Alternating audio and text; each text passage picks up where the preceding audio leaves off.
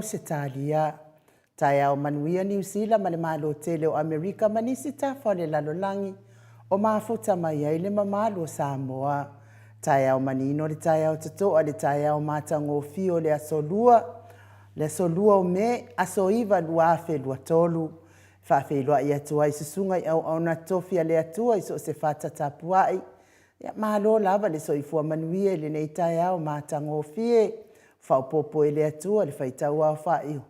Aso le soifua o le mamalo le atunu, suisunga i au na tofia le atua mana i o lato falitua, ia e mei se foi o tupu mai o le atunu, le au sina i tamaa matina matua, ia le lave loa Samoa se ia o lava i nei whanau, malo lava le malanga manuia, nei tai au matango fie, ila wafionga pātele Marcus Hazelman, tai o le matanga luenga katoliko Samoa i Baramata, sunga le whawhiangainga le maot Samoa vi ingo le atua, la susunga a Reverend Esau a Zora Viena le anama le whaletua ia upulasi, sunga le toe ina le tai o le kalesia metotisi Samoa so whaatasi, Reverend Sione tau leota.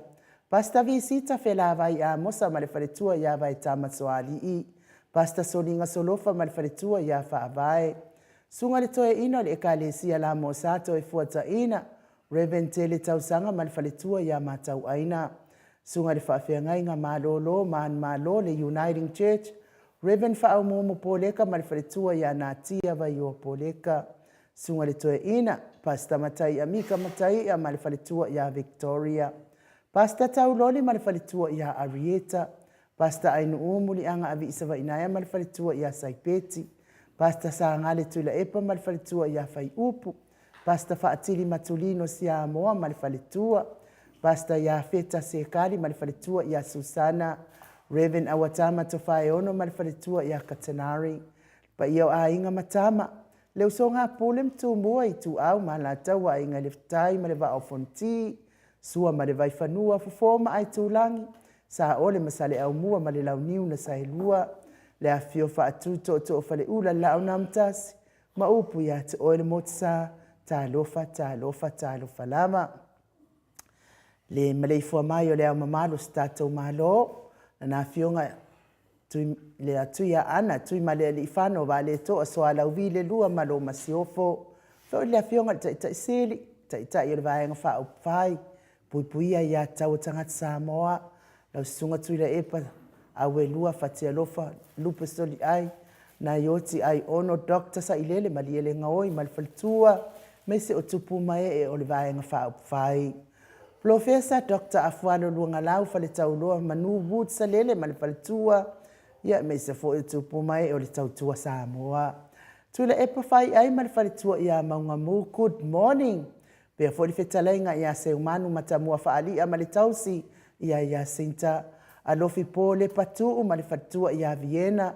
Fionga ia vui Nicola Wofo malfaltua ia Molly, good morning Molly. Niti Edwards, Ailini Tipa Ropeti. Telesia sekola sitika to ta lofa telesia. Au lele matapula se uma lofe retifunga. So vale fa alava au le talenga ia tio inu ese Paula Pants. Julia Moli, pe fo ise Elina Aling na here. Elizabeth Marcelin, good morning. Maria Akiao, pe fo isina le Burton. Fionga ia nanai fa umuinao le ana le tupu fia. Male faletua ia moananu, good morning. Felice tautolo male faletua. Fo ilau fili a rona faingafa male faletua.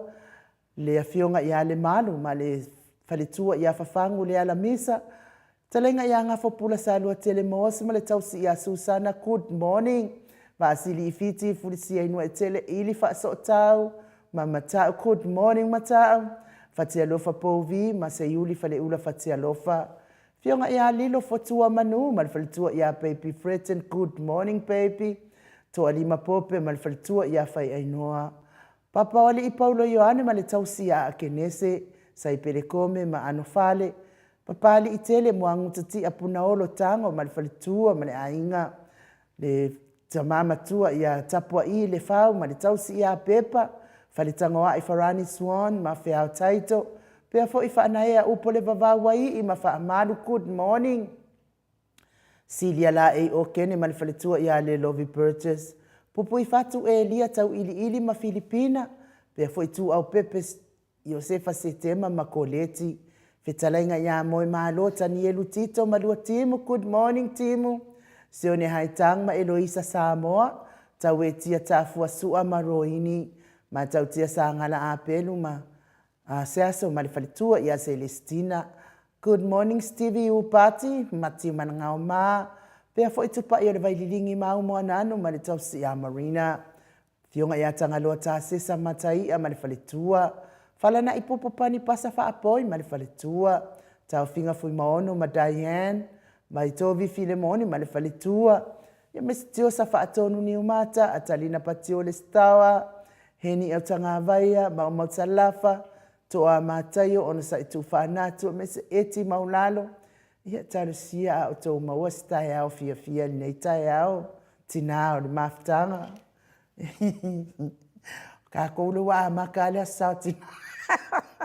Ia maua pele on saima, ia maua po i le fia ia te otou. Tina ia maua lava le fia oka i o lale simea. Solomona ta alofa. Pea fo ile sunga ia peni ma ia neta motunu. Petonia Salele, Venikuva ma Anita Siliva, le wii ma Peta Salue, pia fo ise Yulia li ilango fina umoni, muripola mose ma Maria Ulai, fu maono langa aia pele sauma. E fionga ia toi surusuru ngā tau mati elivie, ma fa aumu good morning, peretiso mo vau, manueli ia sofa tau vau rivo ta lofa pitone, tau vau esekia la uluna le vau tele wepi masita, pea fo ita atiti moki siota, fionga ia tui whaasina broken tau vau hido, kui whaasinga la le happy ia so uma, ia maa lo lava le onsai la o fionga tui whaasina, olo manu usini malifaletua, pea fo i Livingstone awalua, piwiva tuala Maria Plaglock, leti na matua ia silulu e liata lofa silulu, fai ngafa misikei eneliko ma ana vau saa, lo fipo Samoa pe lua ma Rosita na mula ulu tiu malu e Sera Lingfau ma le falitua misala au ma le falitua ia situila tawa amtua na ifesili malisi pe fo ilusi pa utalo talo fa lusi pa utalo se walunga ma le falitua ia maliu mai tupa ifa salafa ma le tausi ma le aingali se tatamala ma tafeura mota Hilton le falitua ia laine le ata tipi good morning lolo matauama ma le falitua ia ngafa se fulu pa uli ului talione vitale ma Carolina Ross good morning pe fo ifa muina po wesi tangi lima ma le falitua ia tania sina ole vaiana uli tavai li faloa afa le musunga uta brown tausi atina fe talainga ia unungia vai luanga se upule ma lo lava le soifua manuia le tapua inga le kalesia katoliko Samoa Ruti Hill lio voli tufunga ma le tausi ia natia good morning liunga tale tau fai le taulangi Ropeti Stewart tole afoa ma le tausi ia lominga talainga ia ono fia na uma manai ma le fionga ia sula Daisy ma le nofua alo good morning ia mese fo i tapua inga le fionga le sao tau manu pepe sopo ta fea mali i tonga tuki ma le faletua ia peka baka tonga tuki tatou fatalofa fapitoa ia sa mau le atinganga ono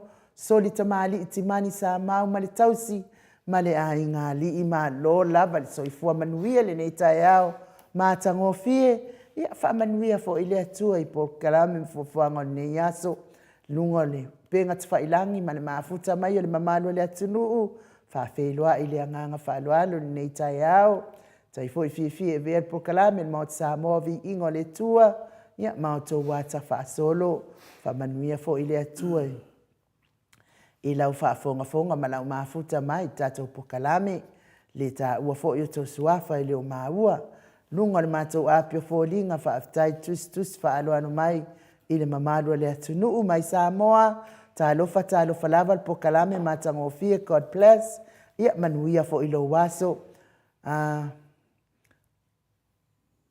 lumanai tala ini motu ma lo soifua ma lo fo soifua manuia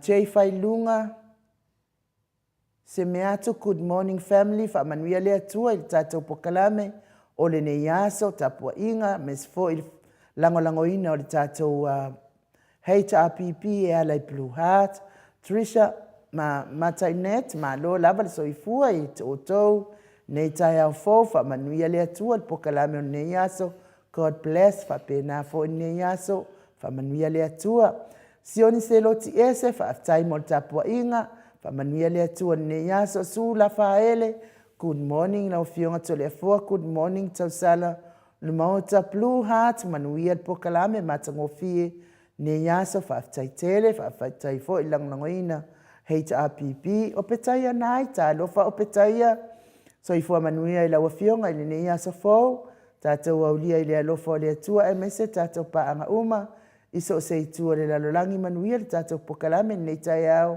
Blue Heart e mese le tapua inga tai tele lava nai o petaia nai manuia fo i nei aso mafuta mai falfa sina lei Burton ma lo so i fua manuia ma lo fo i tautu atunu ufa manuia tele le atua Blue Heart mai se tapua inga Fred tupai une pasi good morning la sunga tausala pe foi la fionga tole fo fa pe my God bless manuia foi lo waso Fred foi ia sianava tevita kio sianava so ifo manuia lo fionga tausala pe la fionga ia tole fo lo fatu manuia fa so nei tai au ia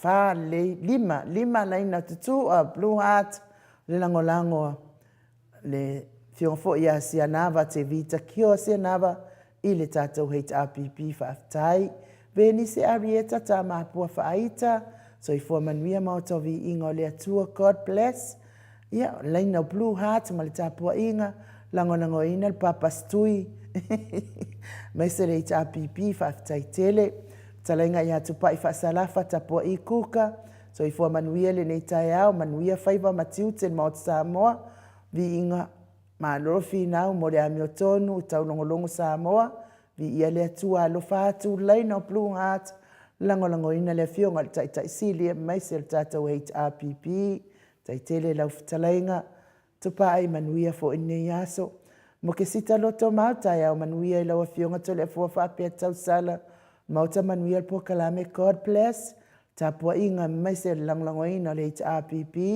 fa tai Angela Masoe good morning lau fionga tole fo ai no Mike Nuia po kalame nei tai au God bless ia mafuta mai melipone Angela manuia lo waso le fionga ia le au pepe Howard Walker good morning so ifua manuia ia fa manuia fo ile atua ne ia so ila fionga le au pepe faltua male ai ngali fa manuia le atua business pe fo ia Sankfried and Colette Janki tai au manuia to le fo and tau sala mota ni ingole atua mai se fo Mike God bless our program tapua inga ia mai se fo i lango ina al Blue Heart fa taitele le HRPP Rina and Lucky talofa Mount Samoa talofa tole fo ai no Mike ma atanoa manuia po kalame ma ne malu tai au God bless HRPP Heart ia lofa tele atu Rina manuia fo ini ngalwe ngol ne yaso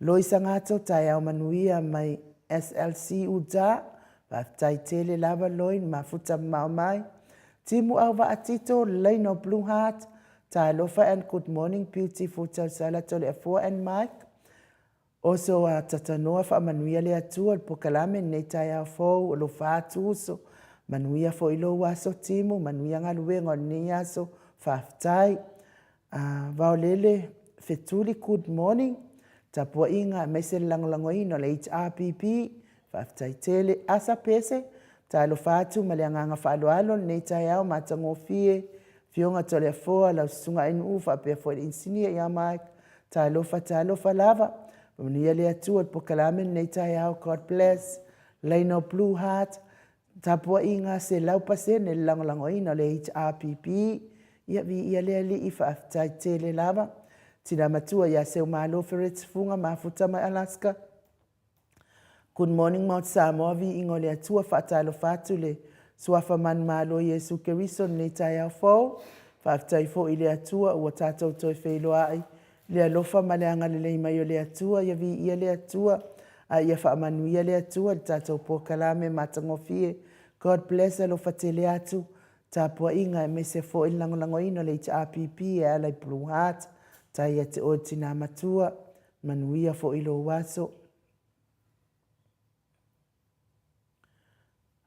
se ka ku mai lalo le mea ko kele Fair Taito Swan good morning Tuesday blessing fatalo fatu ilua fionga tole fo mal tau sala ya inu talo fo ya Mike fionga tanoa malo lava tau tua tunu ia fa manuia le atua po kalame nei tai au lo fatu God bless tapua inga lua laina tu o Blue Heart lango le HRPP fa tai lau te oil tausi and my best Joshua Leau fa tai mo tapua inga fa manianga ia le li to amatai good morning ai to le fo manuia po kalame lango ina le HRPP ia le Blue Heart fa tai tele tui fascina good morning from Apia manuia po kalama sio fo inga no ai fa aperta pa fascina to le fo ia manuia fo ine ya so lau fionga tui fascina ia tal sia fo ile lo fo le li va ve mai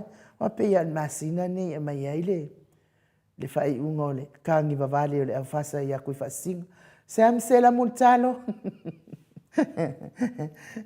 e so le kula fo ngom kari pe fa vai ai kangi va Blue Heart lango ina le HRPP pe fo Maria Teo lua le na tu le HRPP fa tele lo fitulona good morning Mount Samoa vi ingole tua sunga in ufa pe fo ile fionga ya tole fo ma se le insinia ya Mike ma lo fo ile on sa fa tele il mana ya mana matango fil po kalame ya manuia lava po kalame ne on ne ya so fa lofi manuia fo ilo wasa fa tele mafuta mai tato po kalame ya so uma fa elive good morning Mount Samoa vi ingole tua lo sunga tole tai manuia ilua fionga pa fascina tole fo fionga ai sunga ya mai patalo fatu to susulu ilua fionga tole fo Ia fionga te sili. Nunga tole fua sunga ia mai. Fa malori tautua. Fai pea ile aso male aso. God bless. Manuia tele po kalame nei tai au. Laina tu a Blue Heart. Ia mese tapua inga se lau pasene. Lango ino Blue Heart. Fa tai. Maria te o ta alofa lau fionga tole fua. Tausala o le ita APP. Mese le mamalu o le au fai ngā luenga se lau pasene. A fio ngata itai. A le Blue Heart. Manuia po kalame. Mata ngofie nei tai au. Fionga ta isili al Blue Heart. Manuia po kalame nei tai au. Manuia alo fatu mo o lua. Whaftai tele Maria te o whaftai fo i lango ina. Fionga ta isili. I mei se fo i le hita APP. Fiti sai fo loi se iuli tai au manuia i lau fionga tole foa. Pia tau sala ai nuu. Pia fo i Mike. Insinia ya Mike manuia po kalame nei tai au. Blue Heart. Lango tatou hita APP. Whaftai tele. Jenny. Fia i loa i tū malo ta teo. Tai au manuia li po kalame le iaso. Whaftai Jenny manuia fo ilo waso. Heni welese, good luck.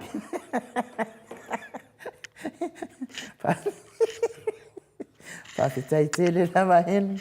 Whaftai mo po kalame matangofi nei tai au. Mano le usu tai au vi ia le li. Mano soi fo manuia. God bless alo fatu. Whaftai ia hen ua wha ata fo ia. Pa whalo poe.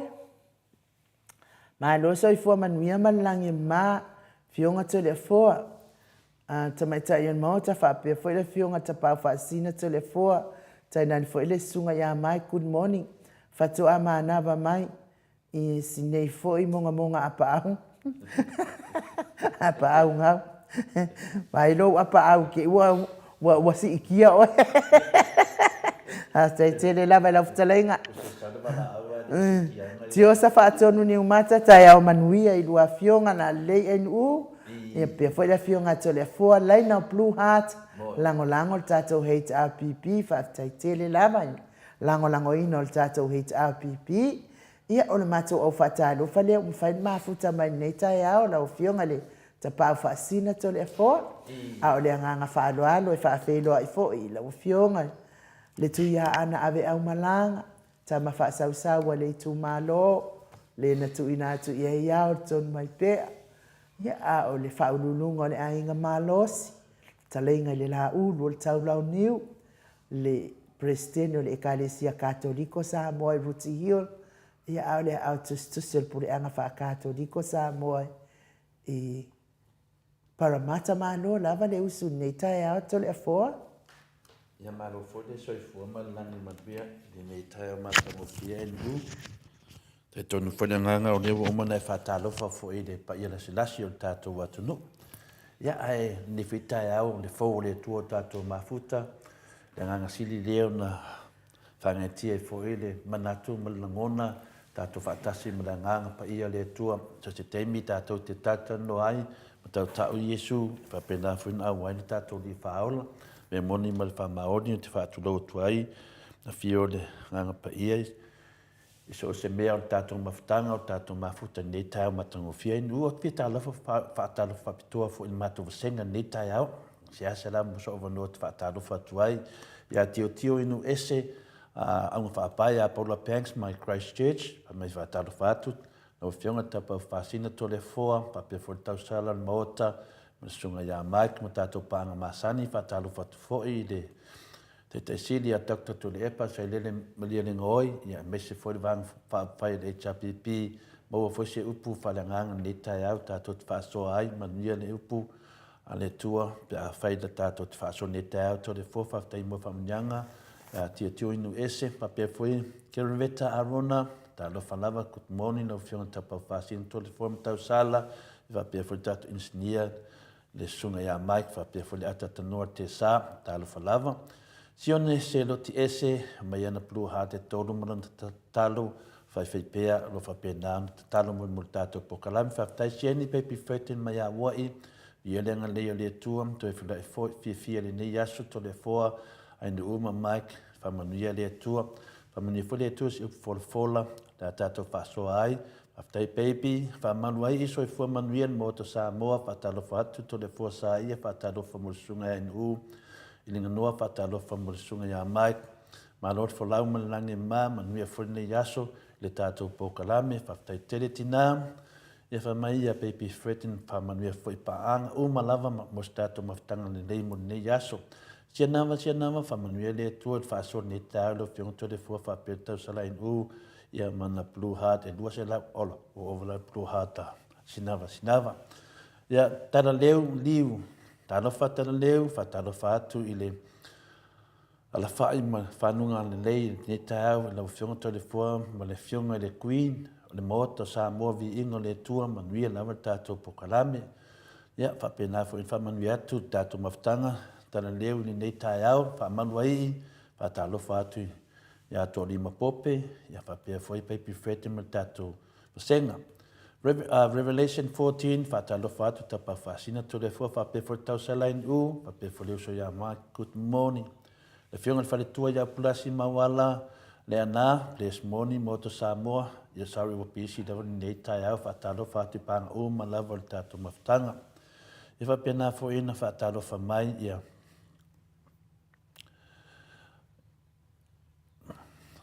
e seta afamsanga e seta moni ia Julia Moli manuel sauni atu mo nei taal madu taal fionga to le fua faftai tele lava patalo fa mai fo ia Julia Moli mo tatu maftanga nei taal ia maliu mai pautalo kut moni to le fua mai nu ia le tu mo tatu maftanga ia o matawasenga na nu patasi me nei taal malo lava le usu fia lava vai atu ia to laiti lava matawasenga le misi nei time ia mafalo lava inu ia tau fai whamano ma tātou whewhofo tai i le alofa ma le anga le leo le atua le nei tai au foto le fo ia ua langona fo le malulu le nei tai au ua malulu lava le nei tai au nei sini ia ua kalifia kua i o kalefia o manatua i lei o matonu o tole foi so ia mamalu i o polenga sa se ainga i le fai se lo e la le ainga la ko kikia si la to fale lungole o le awara kele o la fa longo mai ia tau le ia e le o le fai ngalo e pese a se lo ko inga ne ala ingu le ko inga ngala ala mai tau le il fale le leo il fale ko inga apa kwal ko inga mai langa ki koko fa pulo la lo yonga vai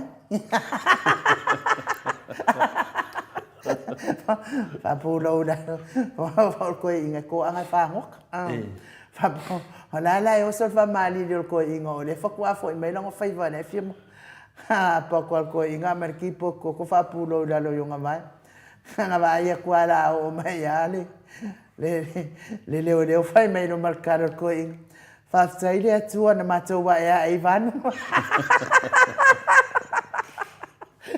ai Ivan ai foi mau man ya fa pena lan manu lul ni ta ya telefone o federal park il ko ngol fast wa fa pena fa ngol fast Wai di ke ya mo wa cha piping me fa pengai nu. Lo ngala ko wa ke le da fast. Ai ma to no telefone. Taluana o ia le. Ma enga le SSIG le sasa ingai o matonu. E o ave ese ai le fato tuanga al matonu ile mele ile hecha pipi. Ma ko le fo i telefone ia le fanua fo ile sa no fo ia le fai pu le fo ile sa ya mato o va vasa mana ia Filippo fanua tonu lavana le ma fu aina ke va filnga lo mato no le HRPP ma tulanga ko yolo ia i ma le vaenga le sa inga fo ile fa matala le maule fo isa se tia fo ita wala fionga tapa pasina le ana fa pe wa foi telefonu ole atunu vanua fo ia fa Whanua le atunu, ua tala inga na ua talitonu ia i toa te leo mātou. Ai tarasia ia i le lo fole atua lea ua umana tali le fionga tai sidi. E le ai ma se whanua tau Samoa ua ina ia toi maa popo mai ai fina ngā loa le mātou no. O le mea la sa tau mawhaivo ia i rau fionga tole fua. Ia a whaila ua tewa fina ngā loa mo le HRPP. O loa ngā i le afo i le tau tua Samoa. Wa tolu aia ka fukuni mai makongu o le tau tua o le HRPP ma. Koi kiki a maa lo le le sui le tau tua. Siui le tau tua mai mātou no. Mea lani ngā pe o le fia ia i mako ainga. Fia kune mea e o le mea o la inga. Le enu, ele ai. Ua te me toi di liwa i tanga. E toi di liwa. Le ala wa whamtalai a le awhina le kipu kokorko inga ngā le ngā mūla ronga bai. Whapenani mele wa mawai. Ia e au rana toi di liwa e te whina le ba ai te whainga mālo le HRPP na manui ai le tunu. O te le whātua toi ina ia whamtalanga. Nanga ia i mea te taua na le sona tauna tutupu. Le ua sila fo ia le mamaro le tu malo te le ala whainga le watupu. Ele fua po ai le po ai. Ba ai po ai le tangata po le vāng whai. E manui ai. Ia ne lau tato wa ai nei mana whapito ma tūlanga sa whai fo e nā teimi le whaseina o le atunu. Ia sa tama whai lewa le SST e le mea ngata mai o atu do le whas. O atu do ia o akulola o kamara lea ka o kamau pelo. Te lo tau stapise te ua le mawala ngango nei asu. Ia mai se vi inga o le atua tatou whio CPA man tatou au whaafongafonga. Ia au whasauni malu tai au. Ka mota walia lai seneina i Australia. Le tamali i Samoa ia tupa i o le vaililingi mau mo nanu. Na te fausia wharisa mo tapua inga i le atua. Hol te tele mo sa ilinga seleni. Ai tua fo iai e ka le sia ma fioanga. Pea o mai taimi o whaintapo o aso fia fo. Fausia o so maota malawa. Toi whaatele ina o lo maota o lo iai nei. Mo nisi suinga o le sila. Na te fausia ina fo i fale whaupopo po Granny Flat. Pe a whai o iei se lao lo whanua. Te lela na whesoasoani na te siaki ina ai. Se maota fau o lo fuafua ina i te whaatawina. Po le lei ato atoa lea whale mo oe. Aua ne i whaasese ina oe i le ila mai o le vali.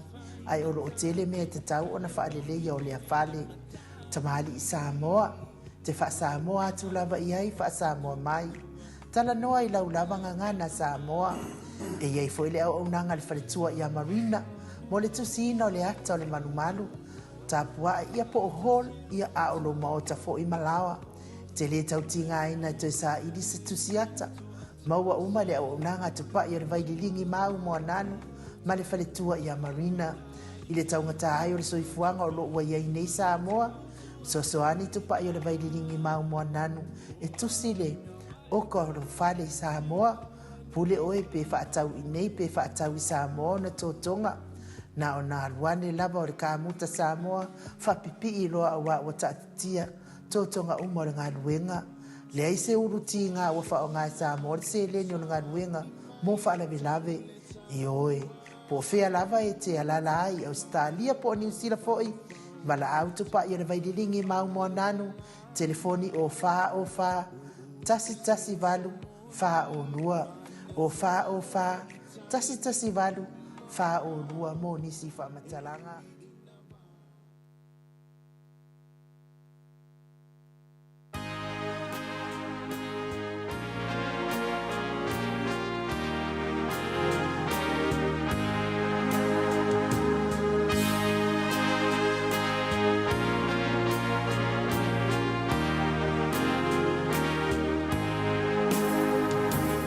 Oh, let there be so, oh, let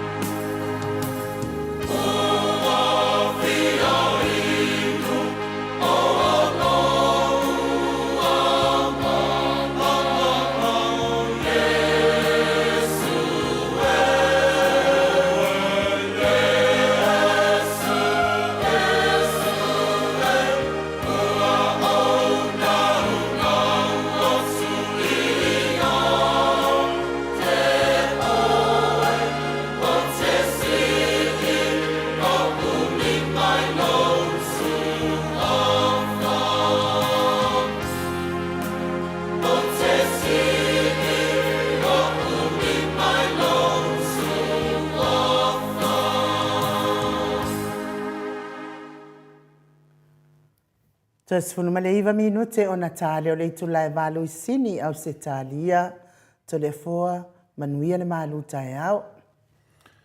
Whaftai lava inu mo le avanoa. Le aso nei la soiva me le dua whelua sumatolu. Tātou to e whelua i foi, ma tātou to e mafuta foi le tātou pokalame o le maru whale nganga ta māma tina mātua, le au to e whatalo whatuai. Sio tātou atunu pele ni nei tai au ma le fua mai whanunga le leiri sua whamamaru le tātou alito e tū man malo i Jesu Keliso. I ate o tole alofa tu noa ma le manuia mai le tuaro tātou ta mā. Aero mai o tātou maru tai au le nei. O le tātou tusi whai tau mo mai le le tusi o Efeso, e wha, alona whai upo e lua sumal lima, e wha ngata mai i le lua se furu marifitu. Efeso, lona mata upo e wha, lona whai upo e lua sumal lima, wha ngata mai le whai upo e lua se furu marifitu, wha mole en u, pem whai na whafonga ina. O le nei, ia o tautu ese le pepelo, ia tautala tala wha maoni ta itasi, ma le la te tua oi, awa oi tu tino lava i tātou o le tasi i le tasi.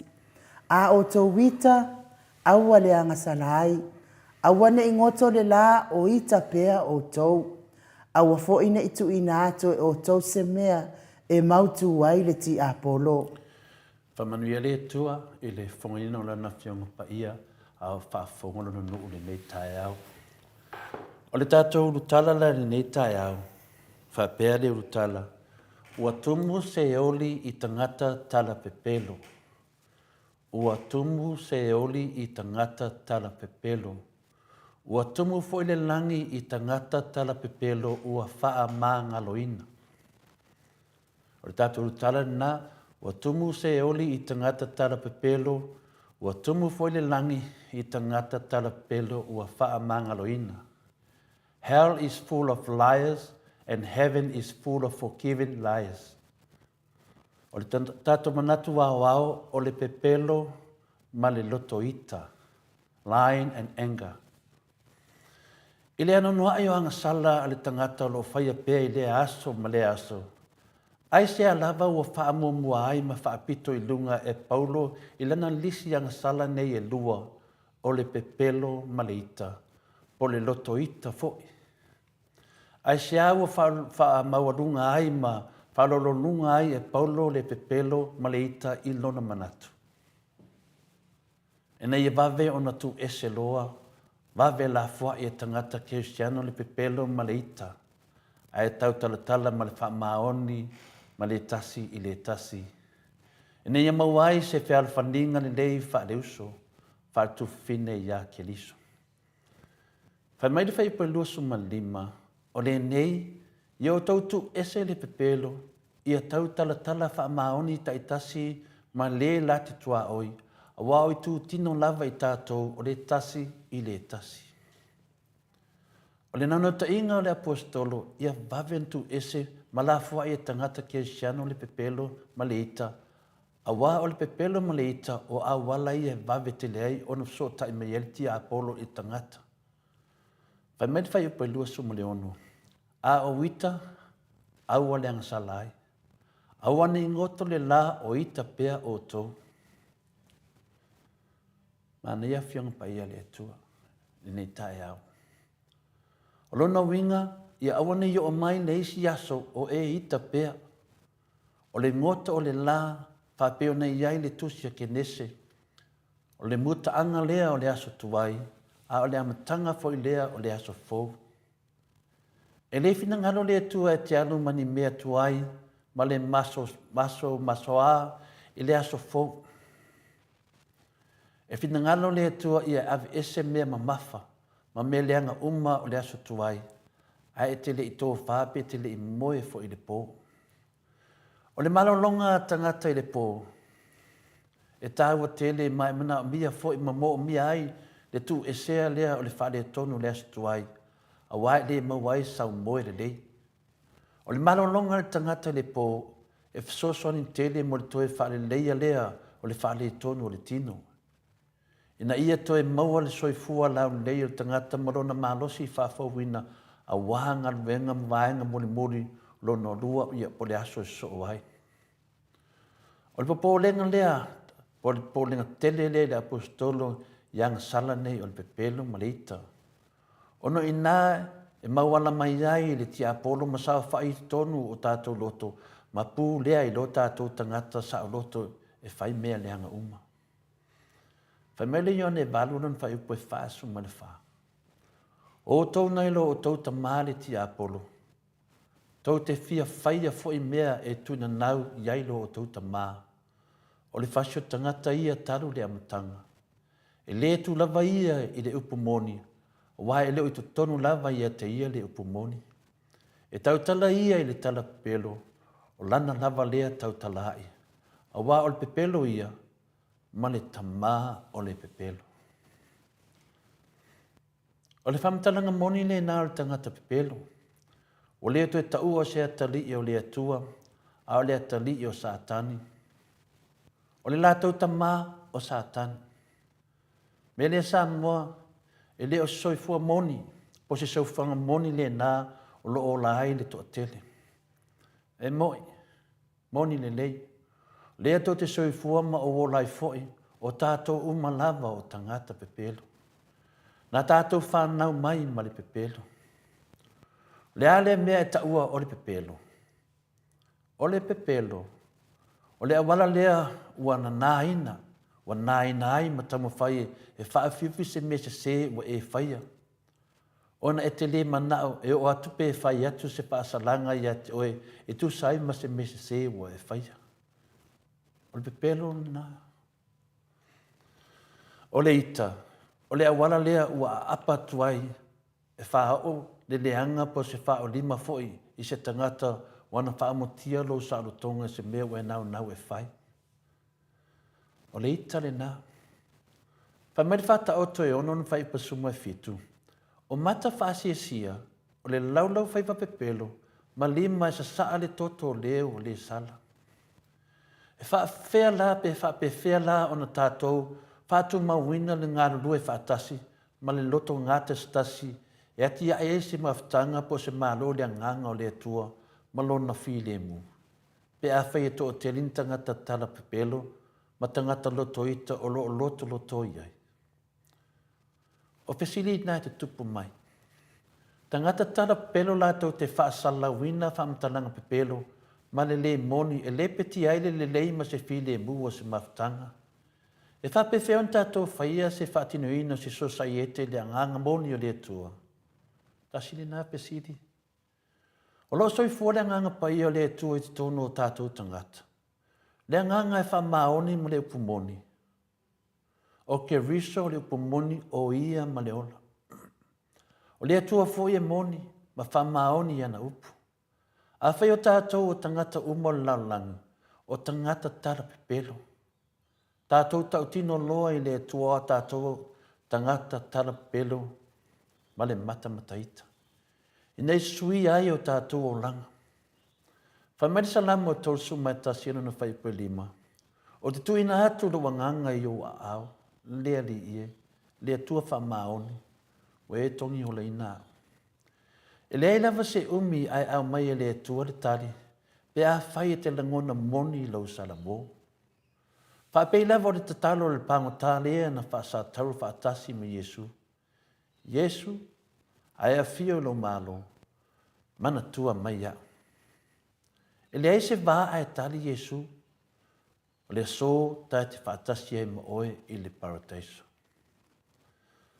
Io e Samoa, po le ala le tala pelo le tangata lo toita ma le whaia pea o le angasala, ai toi fo'i lo le atua ma le loto wha maulalo ma le salamo moni e wha amangaloina oe e le atua. Whai mai le tātou tala, ua tumu se oli I tangata tala pelo. Ua tumu foi le langi I tangata tala pelo ua wha amangaloina. O lo tu ava noa mai pele atua ia I tātou la na whanau. Ina I tātou whaia le mea moni ma le amia tonu, e whaasau I nai tātou mai se oli po le pāwhi. O le whainga malo o le whaas o lo taita ina neisi o tātou atunu. O le whainga malo nā fua mai ma whaavai i le lotoita ma le tala pepelo. O le whainga malo le fast, o le whainga malo sori whaavai to e sori tūlafonu, na whaavai i le pepelo ma le loto fia tau i masui. Na whaavai mai i le pepelo ma le ino po le lotoita. E le ai se whainga tā, e le ai foi se whainga malo, tanon tuto tasi Samoa, sa ola mai ini mau pepelo, mani mau taita inga pepelo whaapi o le whainga malo le nei o le fast. O le whainga malo mua le nei a Samoa, ua male le mua isi o tatua tunu, mango ngoto tuai tangata Samoa, ili moana sau ma losi o le pepelo. Ua papatiso ina Samoa e le whainga malo le nei i pepelo. Na o pepelo lava. Na amata mai lava le tama whai e sui le tanga vai o Samoa, e wha vai le atua Samoa, e le wha atua o le atua Samoa ua tasi. Te leo le pepelo, na amata mai ele nei vaenga whai. Ono lea, o le fia taua mo le fia niwali o laudi. O le lātou pepelo mua lava le nā, unu o mana o e talepe le whaavai papa o malo Samoa, e suia lolo lātou pelo i tonga fiti. Ua whaanga le sua papaia o le atua e mai le iai ma maunu mai iai tangata o lo whaatua i le atua i nei a lātou manu malo ai. O wheo iai ni fua vaai o le whaatua i le atua Samoa wa tasi i awhia me, ma la o lima prenta ma sa tiu ma whamsinonga maurunga le ao le tātou malo i atu mri whanau ma le whasa. O wheo iai. O wheo aka ni ai so o tau whaatua wa moni i le atua. O fua ia lo o tau whaatua i le atua o le whai mea whaapito e tufa tupe isi tu malo, ai mese lavali tu malo o la audi o lea ua tasi ma le lua miliona tāla, ai le ini tupe isi tu malo, ai mese lavali tu malo o le HRPP. E leo ni fua na o le whaatua le atua o fua o pepelo. Loto ita, loto fiatau i masui. Loto ita ma le inu le mea moni. O le whaasirisilanga e sa tiu o le unga o le wha tautonga pepelo lea na whai e fia me i lalo le whale ie. Wha mai sa tiu e sori wha vai to e sori tu la fono. Ai wha o ngā pea.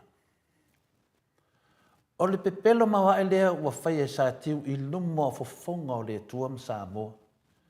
E whai mai le leai o se fefe po se matao ni tangata suafa i a sa tiu.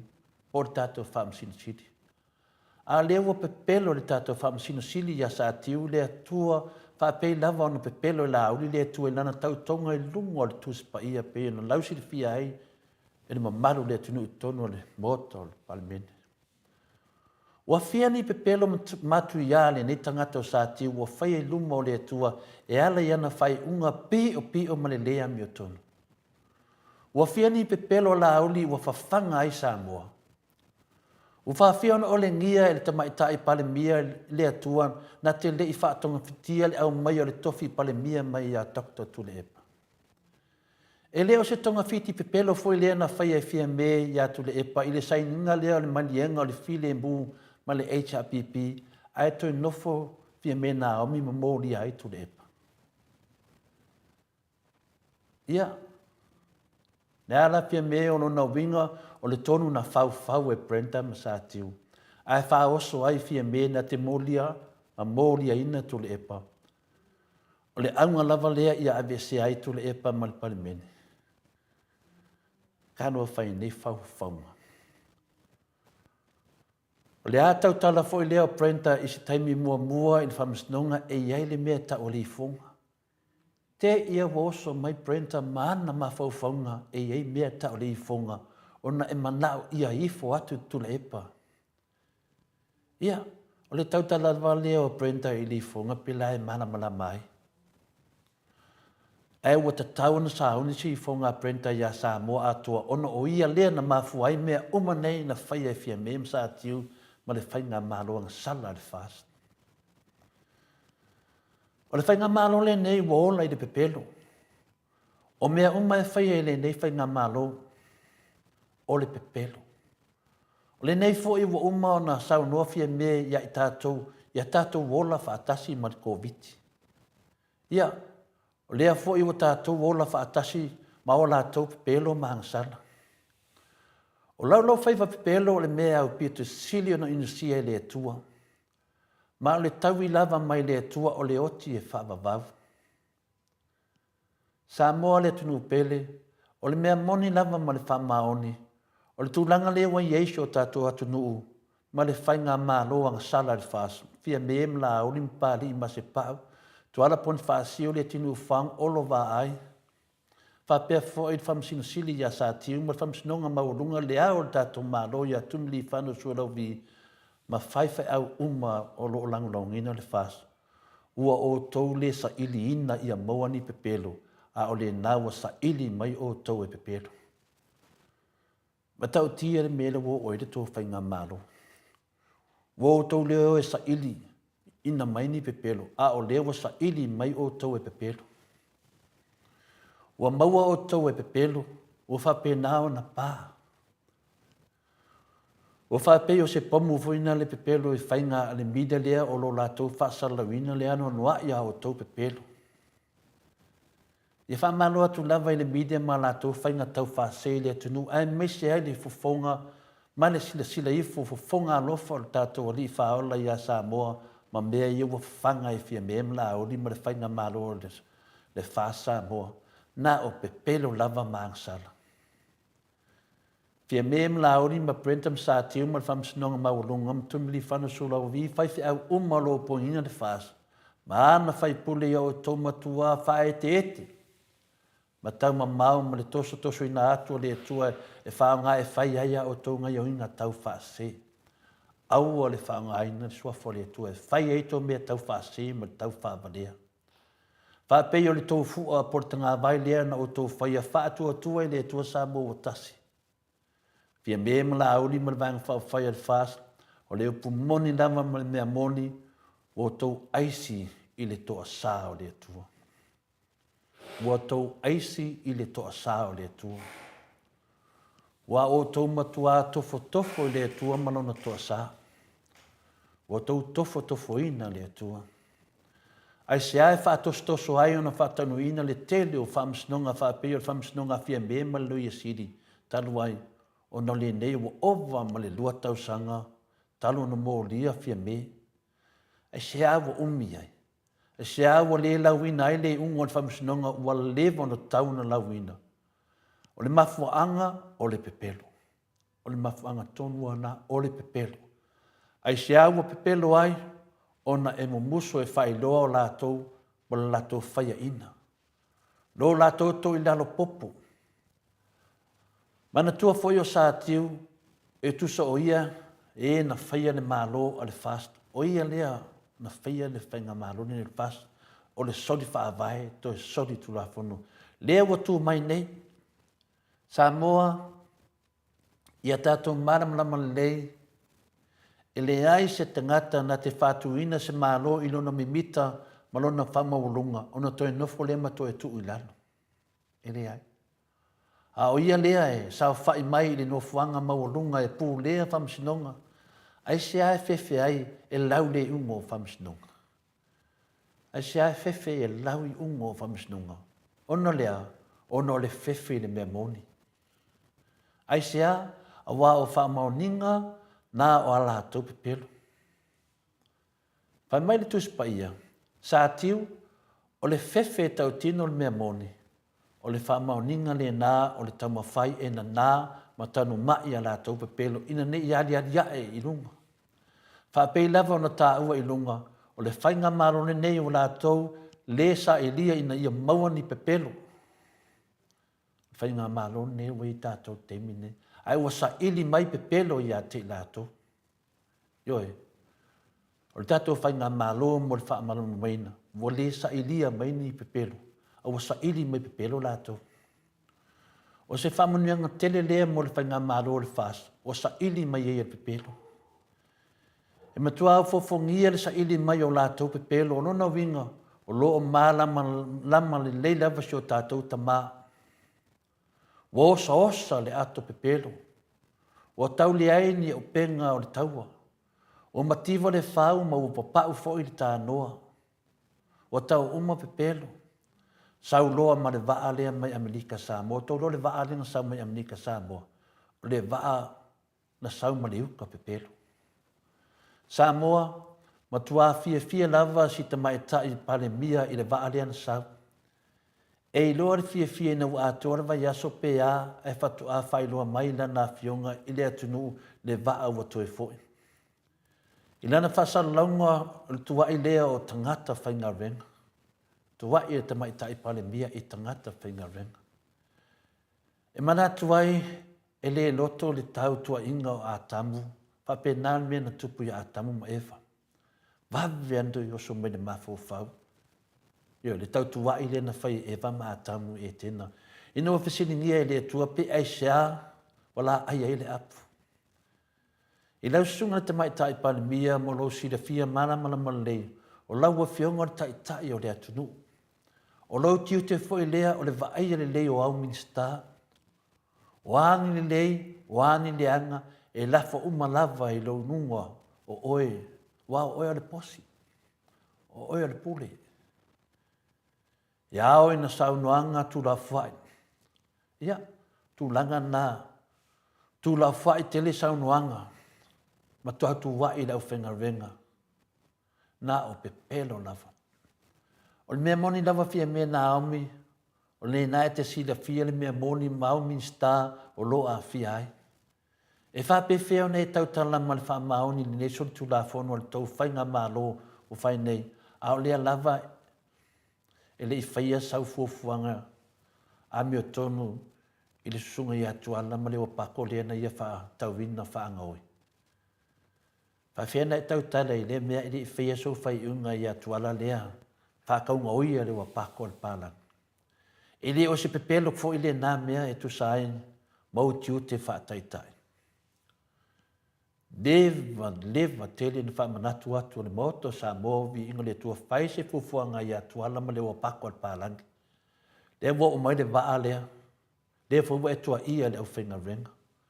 O le nai te tama whai lava ina nāre mea moni maatili ai ona e pepelo i le atunu. Whai mai le tusi a Roma e tolu, non whai pasuma e tolu. Ua se tunga mau a whaamanga o la tau wha i.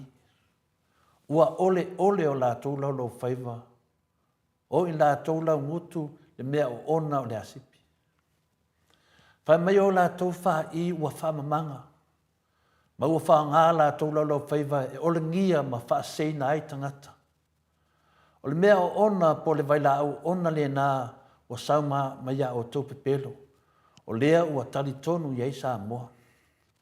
O le mea o ona le nā na sauma maia o tau pepelo. Leo matua panga tia ai ma mafa tia ai sa moa i le tau matar soifuanga ma wha mai. Fia me, o lea futua au tau fo i mai Amerika Samoa. Lea na e sauno ai. O le au tau tu waa mai i whanua. O le a whaia, le isi o tau mawhtanga i lumana i sa vai. O le mea siri lava o lae te le waa o olo e whea bea i ai o tau i sa vai. Kano whae, tare noa i waa. Ai le vai tau nu umailo le waa o leu kapelo. Ia le ngata fo i lae lea wa sa ili mai o tau papelo. Au le leo lilo lea i tua atu o utanei o loa na tuu i sa vai. Ma muli whanua, ma seisi fo i uafu, o ni o loa mātou te tali tonu, i matua tanga tā lava pe a whātau atu i Samoa. O lona winga, wa oma le tupe o sio tātou mālo, o le se tātou tupe. A wa le mālo tātou, o le mālo whio hai ma tā whao vale. Ia, o le nau o le aise tupe al tātou mālo. Tā lofa i a Samoa, o lea lau o tau sulu, mau mai e o tau o loa whaanga oi, whaasori tu la fono, e so e lava o tau tupe. Mea nā leo e loa atu le atunu. Samoa, o le nei o tau tali tonu, e le whai tia le tala pe pelo le nei whai ngā malo.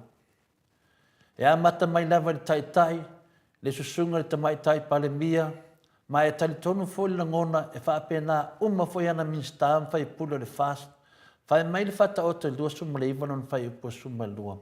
O le whai pule e wa i atu ona talinga i upu pepelo. E ami o le anga na au ona umalafa. E se le moni o fionga pa ia le atua. Fai mai le fata o te lusu miva alona fai upa sumalua. O le fai pule wa i atu ona talinga i upu pepelo. E ami o le anga na au ona umalafa. Lona winga o se tai matua fia e faa longo matalia upu pepelo. Ma fia fo e pepelo o tangata uma i lalo o lana wawainga.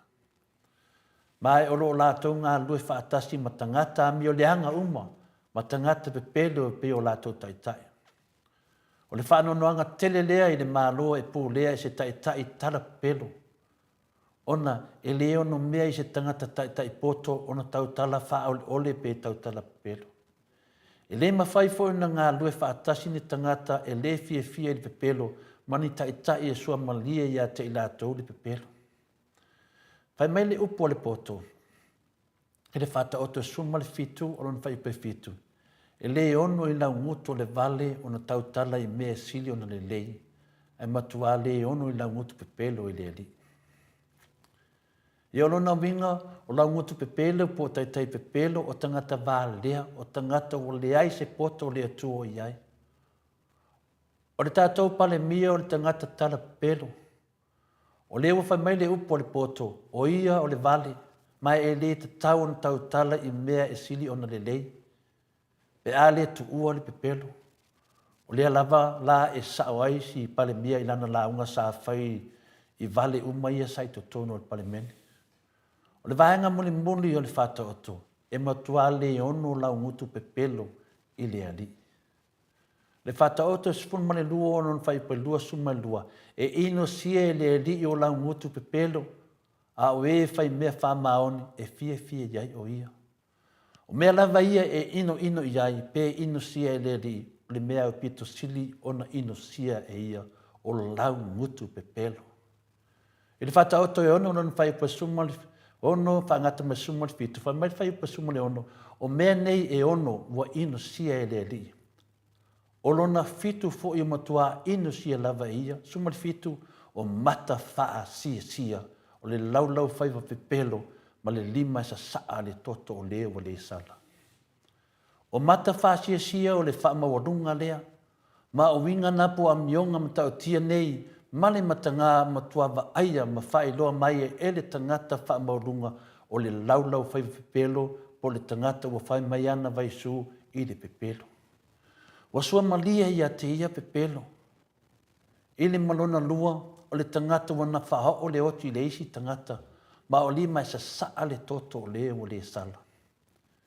Io e Samoa e ino le atua le lau faiva pepelo ma le tangata wo o le fia fasio tangata i lona loto o no lona loto ita. A fai wa iai le ino i lo loto, ma e mana o e whaha o le oti isi tangata, o le fasio tangata lava le mea le naa. E tutusa lava lea ma le fasio tangata. O le mea moni lava, e ala lava ona e faa.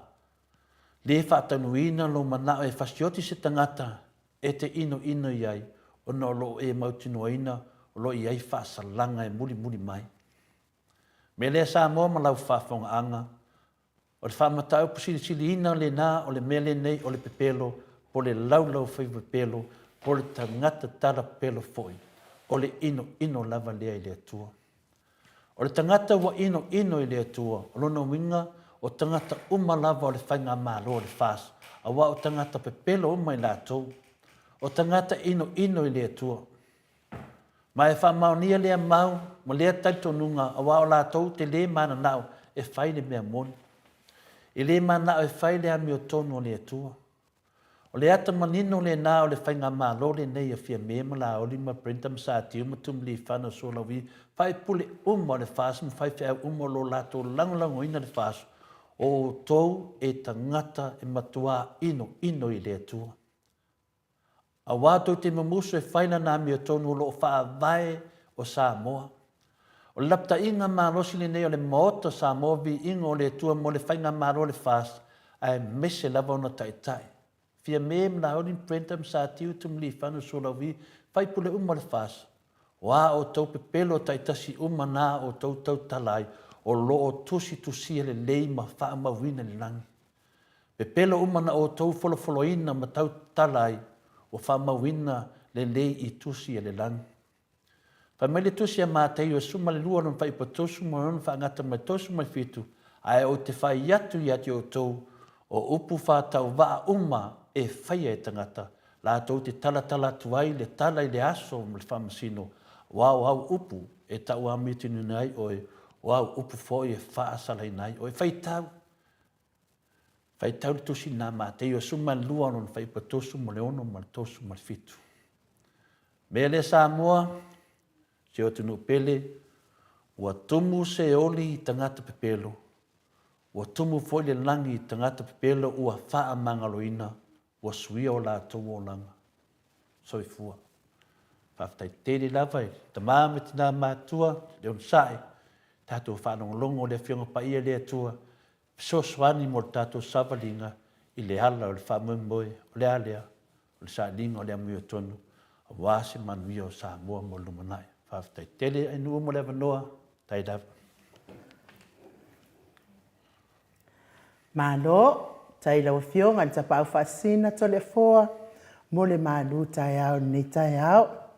Ia, tau ia ni anga leile atua e. Whaafonga fo I lana upu ni tai au, ni malu le atunuu. Ia, ua fola ina, ni malu le atunuu. Ia, sau whaamole mole so ia kala pelo. Ia, mane foi peru koe furu leo lo ngutu pea.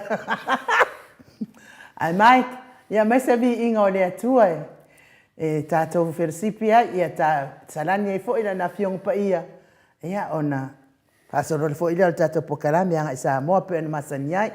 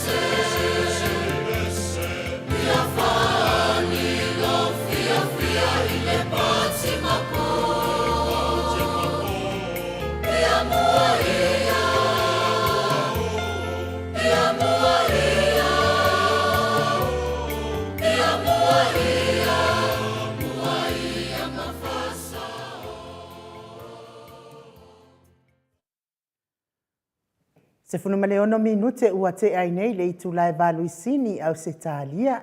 Ia whaali la i o lo fia le pati mapo. Ia pe a whai ua e fia i le upo le atua le nei tai au. A whai whai ua e mu le upo le atua le nei tai au. Whaali pe a lo fia le pati mapo. Ai toi wha manatu atu le tātou whanua. Tasi le eka e fia whaatau atu. Lua se lau valu se fulu afe tā la Samoa. Ia po se ofo fo i taula tala tāne i ai. Whai ona whaatau ta i kuata eka i le fitus fulma lima afe tā la Samoa. E la talata i le lua se lau mita mai le eka le sia. E whakasao le pitonu o tongo i sale i moa. Whaafiso ta i le whetalenga i anamu lau ulu Manuele Fuiono. I le ono valu lima, fitu iwa, valu lima ono. Ono valu lima, fitu iwa, valu lima ono. Talu ai lea ua mafuta mai le. Ata noa te sa i lunga o tatou wala ata. Le anganga whaaloalo e whaafeiloa i fo i la wafionga i le. Ata noa te sa. Ma lo lava le soifua manuia. Ma lo le folau. Ma lo fo i le tautua atunu. Ua kukusa lelei au fo linga au lelei. Ia male au lelei mai fo i o lau studi. Ala studi. Paki mai rewa. Masala me ata noa i tonu rana. Ia ma lo lava i lau fionga le. Ata noa te sa. Ile ai ase mea i le uma. Ma rie. Ia. Whapena whai ono whataro whatu lau sunga e no ui le nei fo i vaenga o le tae au. Lau fionga tole a fua, ma lo le soifua, ma le langi e mama. Whapena whai ono whataro whatu ia i le sunga ia mai. Ia le lofa ma le ang le leo le tua le o tātou lau lua fsile whai. I le nei fo i tae au pou. Ia au te whataro whatu i fo i a vele nei awa noa. Whataro whatu ai i o tātou tamā, matina mātutua. Ia ele ngata i leo tupu mai e matamali i ele ngata i leo whaletua matausi ia o sawao ia ele ngata i lea ia o le malosi o le nu o whialava se atu nu ufo i o lo o mawhai ona e maua mai ai a le whaasalalonga le nei a le mautau Samoa vi inga o le atua i Samoa nei ele ngata i leo tukuila ia whapena i New Zealand ma au sa tālia manisi vaenga o le nei lalulangi. Ia mātou te whaataro whātu mai Samoa nei, ma nei ma mātango pie, ia le susulu o le lai le nei tae au i Samoa nei. Ia mau whaataro whātu i lufo, ia i lato umalawa o lo mpai o na mai mo mai, ia le tātou polkalame, ia i lunga o pengata whailangi le apio fōringa, ia ma le YouTube. Ia mātou te whawhitaia le lofa o le tua o tātou whelo i fōi. Ia i le nei tae au, soifua manuia. Pāpena na whātaro whatu anu u, matole fōi le nei tae au. Ia māno fōi le soifua, ma le langi e mama. Māno, ia o le nganga whiawhia lawa inu, pēre i mena misi lo whatalo whai atatanoa. O le mena misi le au le lei mai atatanoa. Misi o la ngalu whaakasia. Le nganga whiawhia lawa atatanoa. E lewa mai moatu foi lea tunu, ia lewa e whasalau mai i lo moatu fau lea, e tusai foi tātou pokalame, tele foi se temi sa tātou tatanoa lunga le aftusi.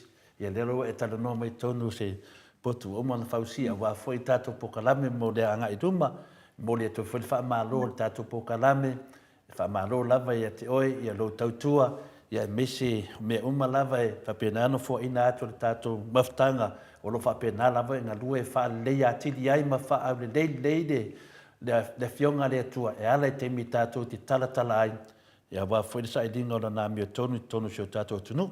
Ata noa e se tasi o sui o lena, ko mengi mai ale faile maru falanganga taia o se tasi la sui o wala na finale no na le fa lo halo mato maftanga ia o le fai mai na upu finale se upu masani finale le mato fa malamala nei mo mol pepelo malita ia le la sauta ngata le vole ui mal pepelo o ui malita le wai tala vai ato le fole faile maru taia na o le sunga ia laua siasanga.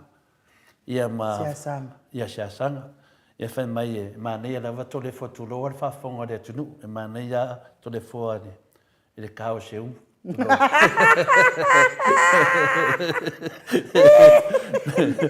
Me o so na masai luna lo ako de fast. Ole vinga lana na o fiatalia to de suile ala wasia sana. Vai oi.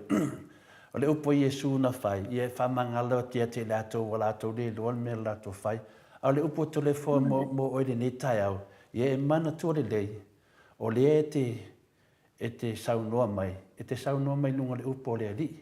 Ele se upo telefon. Ole upo le ali. A whaila wa mana o kao le upo le ali. Ia le mena nai li ai ai to le fo. E pule ia oe. A lai wha fonga le nganga pa ia i saunoanga ia te whaia. Ma le wha maulunga o pena te whailang. A whaina wana tu nanga le te whina ngalo iai. Ia le wha fonga Yesu. A oe mana o kao le upo le ali. Ia. O le mena ia pule oe. E le ei se whi awa to le furna mea. Pau le mei ai. O le ena wha amam nama wha amata apusi sili nei ata tanoa. I le mea ta o le pepelo. Ma le mea ta o le ita. Ia. Le nana wa tali atu fui sia uso. Ia, manuia lo waso uso. Pa wale mea, awane ingalo i tio tau. Le teimi lava e tau tala le fionga pa ia le atua. E le oto le fua le tau tala. Le tau tala le nganga pa ia le atua. A whaila ue mga o kao upo le ri. E ala atu tau tala to le fua. Ia, le mena na atu ia Yesu. Ia. Ia. Tali tonu, ia awan tawa o Yesu, tu dau lava. Le le are kawa o tangata, ia kawa o Yesu tangata, ia matua te le la whainga, e mū laro nei, to e mū runga. Ia per talatna tatanoa, ma loso i fua ma le langi ma. O le mene no fia tatanoa ni ni tai au tatanoa le me tato telefon. Le tato waa le na sawa, le waa le na sawa. A le ta ua se tasio minsta, le ta ua se tasio minsta le, a fia le sunga ia, Oi, ona sembo. Le sai lungo no stepa le observa. Ale foi a fia molona fare tua. Ale minsta foi le atatanoa. Ole minsta foi le nei kantaina foi le nga avitua, le ka sengi finale. Ole sui le valetas. Ole wa fa alua nei. Le la le o fa no ngo sa no te mai tai palemia. O wa tua i le fenga renga. E ale sau lungo muspepa mai lungo pen failangi. Ole minsta. Ole ala salau solo isi minsta. Ape le wo sau minsta le lungo le observa. Le ala wo sau vai fina tu langa la le fina le la ngona il fa no no. Ol pepelo lungo le si pepelo. E fa fina le lo e fie me le a fie na minsta. Alo ta utanga finga venga. Ole te offo a te tanoa. Ila o te lenga o ne me uma, o le whaatali unga o whamisnonga, au ingo ne whamisnonga, e ta uma iai te leo me pepelo. Le lopo le tātou po le ame wa umi iai na whaatali unga o ne o whamisnonga, a le whilo tau no umai le whamoemboe i le tūlanga lea le miskaria. O le miskaria, sa ave lata whaaloalo iai, o ne leo se o tangata ta te loa taite, a wat kawa ai o kunei, o mo kwa ke le o le fare tonu le tate vai tu nei e le ka kaunga ku mama inga le mele a fai o a wala ia le a kausi e tato tu nu mar kausinga le la kausi e minskar tato tu nu e le kaunga ku me kauru e ka kaunga ma fase fufuanga le fa fonga me le au tato malo atata no le fa fonga mai e tanga le ia tu la fono mo me uma le me o tuai le mo fe tu la fono ai le fai lo tu la fono o tangata nei o ka kaunga fa ma vai ese e ka kaunga o ese ava pe le te lesa fianga tamai tai pale mia o ka kaunga fa ma vai o a umang miska ko kongi e ka kaunga fa ma vai pe fa sala inga o le ko nga melo wa nga e ka ko ku o ka ko walu lungo le ayu se kula fongo atatano o le mko ama nosia o le pepelo ma le ika ma le feloko le ngai o le mena lo te tatalo tuai wa ka kaunga fai ka ko ki le fa akadi sei umali si dua kausanga le ai wa ka kaunga fa ma vai tangata ne ia pe le aso fina ngalo lo fiong le tatano te sa ia e fasta ia lau o fiong to le fo pe ne sa no e vai na le ia mai le te sa no ia le te ma fo poi le le fiong le limit sta le i le ia mantua fo io le sa fai ngaluenga le sa pule office sili o le matanga luenga poi le nga luenga ia Lela o lela na pole na tapa ina la na fa ma vainga. Mai ngai le I le fo I le matanga wenga. Tapa ina na fainga ia. Ona o a fo I tulanga ia sa tulai mai. Tulanga ia sa tulai mai fo I le fatou te o nga wenga lea. Le na fai ele complain ta se tasi o fai pisinis. Ia mai saina I mai intia. Le sa complain nai la le intia lea. Le la na alua I na po le na tapa I na rona fa ma venga mai le matanga wenga o nga wenga. Le la wato surface mai I le wato ai fo lunga ia fa le tonu le na ia. Ia no ma fo fa wale o fa pelo mana tua. Ia wa ia o te langolango ina ia le tamaita I tu stala ale a fo newspaper le Samoa Observer le na tulai mai ai loa ia le mele na sao no ia fo ile afionga ile minsta ia malona faltua Moine de. Ia tulai ia loa le ia la fo le vaenga le na ai ia wa ia e stau fo na malama ia tangata nei o lo ave ma fale tua o a fo yo o minsta Awa o le tulanga fo le sa tau mafaile le a fo ile sa tau mafaile a fo ile le tamai ta I tustala le e fe so ta ile le a fo ile fionga le minsta ai tali mai ele el faltua le telefon ia waia e responsible ia vaengan ia tangata nei o le minsta malo na faltua o lana faila utusi me umara ma pena e responsible ai lato wala au tu la sa tangata. E ta tau na tali fa le ia le foi le telefon. Ai le o ka fa longa kunga ia le fatua esele. Esele tangata le vidia. Ia o solo marika. Okay, ni ai wanga fai memoriang. Ai o le me le tau na tu. Pai ngofia a tango atu ele o ia. Pasi sa o telefon I le fionga le minsta.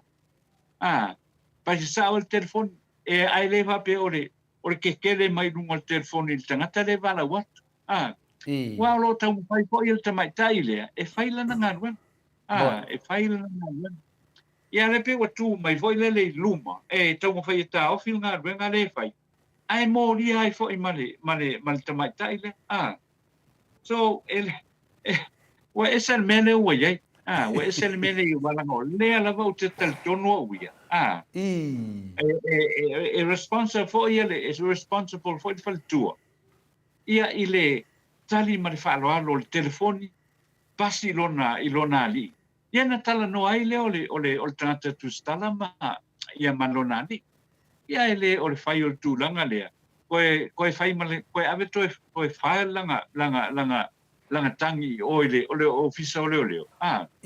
Oka. Ke leo nginga wenga fai.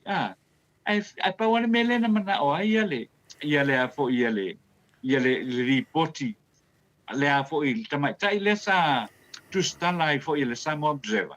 E sia loa ile sua fo tangata e ona le va ale na sawa alu I so pa wana le mena mala wa ye mana I nisi kasi.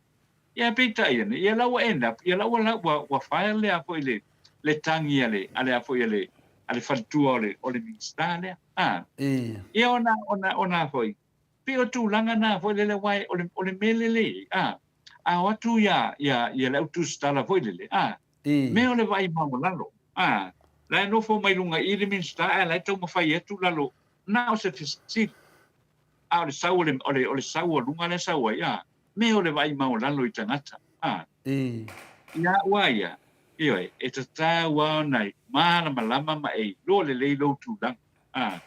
You are a public servant o oe o tangata whai ngā ruenga le malo o oe o le pe o oe o le pare mia po oe o le minsta po oe o le ao le malo.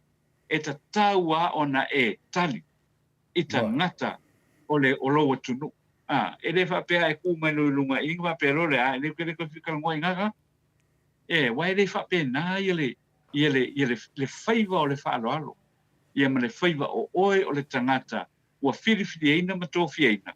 E a fo I sau e tautua ma au auna I tangata o loa tunu. Ia, e peo lau tau whamatalanga na, ia wai o te whanoa noa. Whanoa noa lava I tūlanga whapena. E tūlai mai.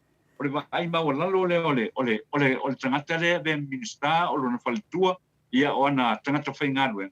Ole le ai o se whaaloalo, hoi le o lo avea I tangata ia tau mawhai e a hoi e ao mai e whamatalanga. Ia walo silifi. Mai le whapea o le tele a mene I te leilo. Po oe ole whai talafou ale tu AP, po oe ole whai talafou ale TV tasi, po oe ole whai talafou ale Samoa Observer, ia ma miri. Le ai, e a fo ia, ole tūlanga e tau nei, ole whaaloaloa le mele mana oi tātou. Uma fo ia le aso e te leo stress, wana wapeo, wika iai. A e mau ale whaaloaloa. E mau fo ia oe le file mo. E tau tana fo I mea mon. E le ai a mase mea fo I lele e a fo I. Ole a tūta I ai, ia lau whainga ruenga I le aso, mane aso. Le lana maua mai ai ia ole sia ofisili to le fo. Ole mata upu nei, ole mata upu le pora. A tātou po toa oi.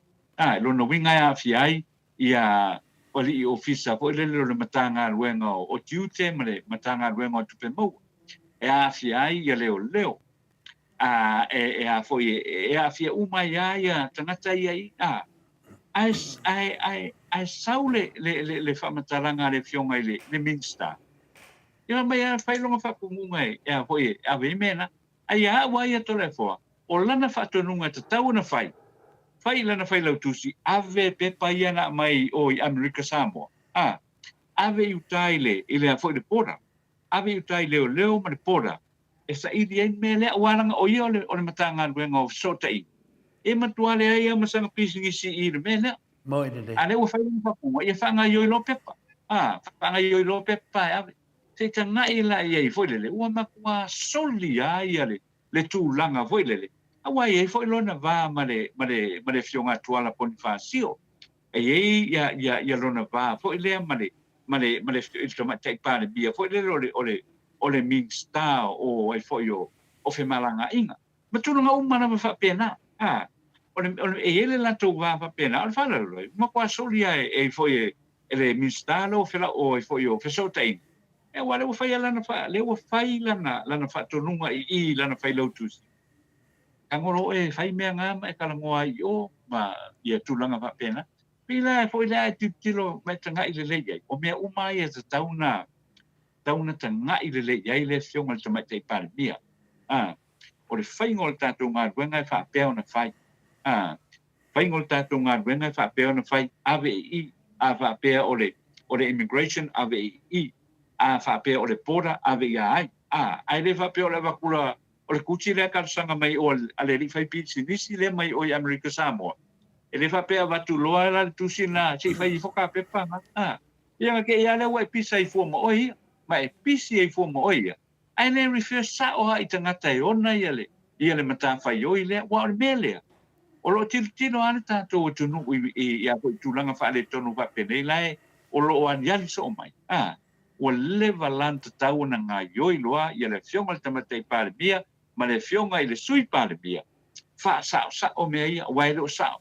Ma kua le sa o a, ele ai a matakutu. Ele ai ama se pisi nisi, fo le minsta o fesota inga. E alu e fua ia kali fua I o le kamaro langa kusi mai sanga pemika. Ia mena le utu. Wa nofa ai le minsta ia ma fai ala na ia a pule po langa authority e fai umai mene. Ai le contact ia le proper authorities. Wana mena te tau na fai. Ia al fawla, ia mena ia mo. Me fai la le tele le fai tio ale tunu. Peta to fa longo ia me fa pe. Ona o le multa ia le tangata lava ia po le fionga le minsta. O lana tiu te fai. La te ia foi o fia apa foi o le matanga ruenga la. Ai le ai. A mai pe I le matanga ruenga. E a foi o lova. Ai ia le tūlanga le ta ule. O se a foi le o se pe mita ma fai e o na saule vaa. E o se pe mita ma fai e o na mai le a foi le kapeteni o le vaa malana au vaa. Ma se se whatangana po ilele o ayanga I oi. I sawai. Ia lea masena mea na whai e lau mai tau ia tole po. Ona o le se o le whaturangana mai le amatanga. Ia whapena po ion se po I malang. E peo se, pe lau se manatu na tole po peo na o fia whasoa tua I le tai au ta o pule o tūlai mai. Malo. O te noa ono lea fia whalitua o le awhina o le mista. Ia pe man, ia fwese I sao mai le tamai tai mo ta pule aso na whina ngalo wa po le ale tūlanga I rātou ia tau. Yeah. Ia, malo, mo le tātou mta upula o whionga le ata noa te sa. Le fo ua mana malama atu fo I le tele o le whaafita uri o lo tūlai mai. Ia, isa o le ila wala o sau noanga ata noa. O I isa o ai tala fo ile al tuspa ia le o le ropo nga fe o ke nese la kuai. Wa so ona no numi le la. Wa so ona no numi le la langi ma uanga nga. E matau le fo I ra o fionga le ata no al tisa.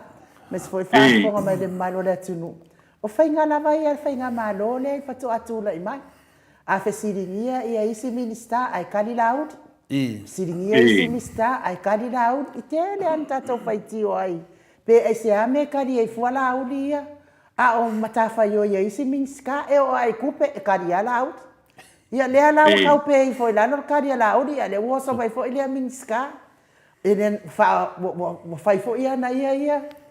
Ana ia foi ia fai unga matulanga fa pe nara ua fionga le ata no. Ia atulanga lea ile fale tua le minsta. Ia me lele ngai min skafa ya mi e o fo po ia nga fa ngomi o masa salo ai fo ia fa kua ia ia ngala wa video ku skenge maka o pora fa pe skenge fa admin ska ya fa fo mai fo fa tua ko anga kalo mi fa na kala vai vela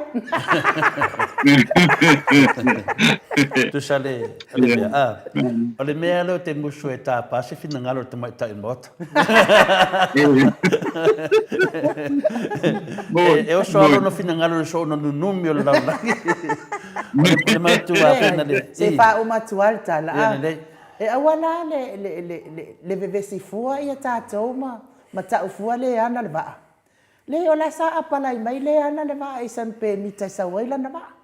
Le la se le me la nga ye o la nga I le ana le va ai nga I fai nga malo fia me le levan fa mai a noa o levan fau le va mai fau le va le wa sau le va o le tunanga ma sidin ta o le ta pudea e mo ita te tadi o no tunanga le foi sau noa ia ai nu pe foi lena sau noa ni o nei le wa le me sau la o di tadi le wale me sa la utari ia le foi wa fakai kai mais minska le wale me sa long ko dua kat a foi na de sa oro sa manga tata pi o mai dunga tamai tai palembia le fai ron tulanga lana tulanga fatai tai le la wa tangia mai de se me fai no fiu fi pe de fiu wa fiu tamai mo io la e fiu nga har ke ai lo la vante ke o tulanga le nei ata tanua o tamai tai palembia ma le sui palembia a sui palembia o leva na tau na fai se fai unga le a tamai tai palembia e le sui palembia e le wapako al palangi lea le fa do tu la I me fori case le o ia foi te tau na ui e me uma nei tato te le noa na fingo inga pepelo nei por mea te e woso fua I le minskao o ten kolosi le ia le sunga le on sempo o le mena le fai le ta whamatalanga finga le ata tanoa o le mea tonu ai a malamalama le atunu, o se matua I soli tu la fonga maka au kia le vao malo. O le sau o se, mtau lia fo e mo le vaa lina sau, fi lina sau wha mai yoki lina sau lina ia tātou. Lina sau na e mai fo raka le kele o tangata le atunu na maari diwa I wha mai yoki. Ai fikanga lane mea lea, o se lapata inga, ia Samoa le mele watupu. O le sau o se vaa, ai le mautinoa, ai a tupu mai se mea, ai whango a le sofua le tele o tangata Samoa tātou atunu. E maa fua mai inia wala, pio, ma wha la tua, ma wala pe pelo, o lo whaau pe le whainga malo le fas. Ma fua mai lunga le sori whaavai sori tu la whonu. Pēna whai atu atano, al whainga malo lea, wanga sala. Wanga sala, walako eisi le ko asa le tua. Ngā mamau ar ko asa le tua. Le alau ka kala me le tua ron to asa. Wha maasi yasi ai numo le tunu. Le alau tato i teimi nei. O le mea mongi atanoa. Anga whaile o se waa mai e se wha mai. Nā le kala ka mai kai pale mia. E whapenga nga aka mai nunga o le mele o le whainga ringa. E whapenga song sanguanga. Le ma whai. A whai e kupu se menga i auskaria e sawa vali le kungu. Ave ese le whainga malo ngai. O le ola le kungu. Wala makia le ola le kungu. E ka kawi a Samoa o ngā ve ese le whainga malo lea. E moi na wa se mea whinga le ale mea mongi amna whamaungi atatanoa. O le oki le kungu o sawa. Ioi, anga saunga le waa lea ai mai se mea whare kong. O le oki ngā ma le whango o Samoa. It's too late. Ioi, o le an mea kaunga whai. E le ka kaunga whai pe kau whai ni mawha whaunga. O ese. O ese. E ka kau le palemia mwha mawai. Ma le sui palemia. Ioi, whaingi ai. Wha mawai ma le miskaria. O ai lewa e a fia le mea ngei. Kau ke kea uma. O le oki o Samoa ninga sau. O le woni lea a tatanoa. O le woni lea le ka a alo ka ngaka ngai le ola o tangata. Ioi, o le waa ninga sau. E moi o se waa le kako ke le loa. Ia o ke le whai akula le waa. Nanga leo sau noa ainu u. O le anga pe ngau i mai lava le waa i ala o mea. A o le whengu inga leo sa. Mo le ana mo le sau i lunga o whinga le pongi whaasi o le waa a ke woso i. Aisea. A rai o la ko ngaka ka mai e loa whai le malo pe wha pe loa whai le malo. Nā me ke o pasi mai i le polo. Aisea, o lai whai ia ke le fui o mea o lai sai kia ia lua pako al pālaki. A lai mo sau i whaapea ka ko waa. A lai mo whai whaapea. O lai hase mea wa alu e whaapea le whaingo le mea lea atatanoa. E kasi ale mea lai kua mea ngai o kupe. O kupe. Ai whaapea le ola le kungu. Ai asau ngai la sisi waa, sau fo le wala le kasi. Atanoa o ke kalangoa i le ola le kungu. Kuso le mele o ngei sau wale waa. Wala makia Samoa i le whainga marore kingi. Wala makia le soifua le kungu atatanoa. Mea mongi anga ma le whamaungi i lumo le tua. O se lapata inga le mele wa sa. Nongo winga, e le ai asisi mea. Samoa koa e ka kaunga mawhawhauru. Ngau vai se kuskusinga o se tasi o whio tamari i foi. Sa whape nāna wana te te e le whainga mahaloa le HRPP. Awa matuari liwa inunga nang tusinga. Kali mai le mahaloa le ingi whamore more kali mai. Nanga e o ia kākou le menga atatanoa. E mo i le i kupu se whamoe moe. A o ungoa menge wa kupu. Nongo winga. Anga whapeo le waa le sau e mai ingi mea. E ale upu whingale e uia ngale i rei happen se me whapenga. Awa happen lava longa winga. E ka kau o ngā whaa mā vai fia me Naomi mta awha ma le tofi pale mia. Pe a le mawhai o ngā maua se kari o tangata nei. Ia. Tūlanga nā whaa mā vai ma le ma poni whaasio, tuala poni whaasio, manang kofi sui pale mia. Whaa mā vai ma mamiskai ia makangaka whawhainga ringa i anga iei ma leo ngā awhia ai. Whaa marolo. Atanoa o loke kalangoa le ola o le kungu. Ioi, a kongo e re kau e se mawhawhau sisi. A loke kalangoa aku. A ngā sau nge le vālea. Ke mangkua sa ngā ngā whia me. E ngā whai ko kongo le mauka. E ai ei mo pinga lea. A whai atanoa a sau le vālea o se vaa o mai engi wha mai, mi sela puangi mea, a mai ai, a ke ewa lama ki ai, so e fua le tunu, ma whango le tunu. O le haska ko kala. O le kala le kaunga whai ke mingei, wha ma vai, fia me, wa ka kaunga wha ma vai. Kele mea wa whai e pale mia nge. Kaunga wha ma vai, le wha whaunga le whamsingonga maurunga. Le kako ke oi unga whamsingonga, le kako ke oi sori ku la whonga, le kako ke oi le sori wha vai. Kongo le kako pale menge, le kako whonga whikalai, makua i soli whaavai.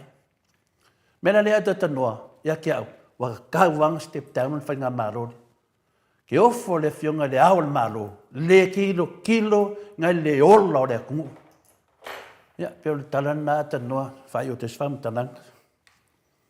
malo le sa no tu le po vai e a wale o le tu la ton wale o te tilo fo ia wi ia pe le sa no malo va mo le tu la na ma le fau tuanga o te tau na ia a wale o te tilo fo ia wi le fo tata ua ia le va seina le na sau pakai na sau i tua ia le pa ai ala kulka valere ale fai pule la kulka valere fai pule piki mai senga ngo mai ave fai kan malo wa tu langa na le e a foi o wan wait tala i nei Samoa piki mai ave fai kan malo ia ai tu tilo lai le mele wai o le me pawale o lo popole nga tele ale ia ui ai le il mele sa wel va ale mai pangu man tu ho la wo umanga declare le a foi le emergency o i pango ai a foi ai saule va ne la wo umanga declare le saule va ne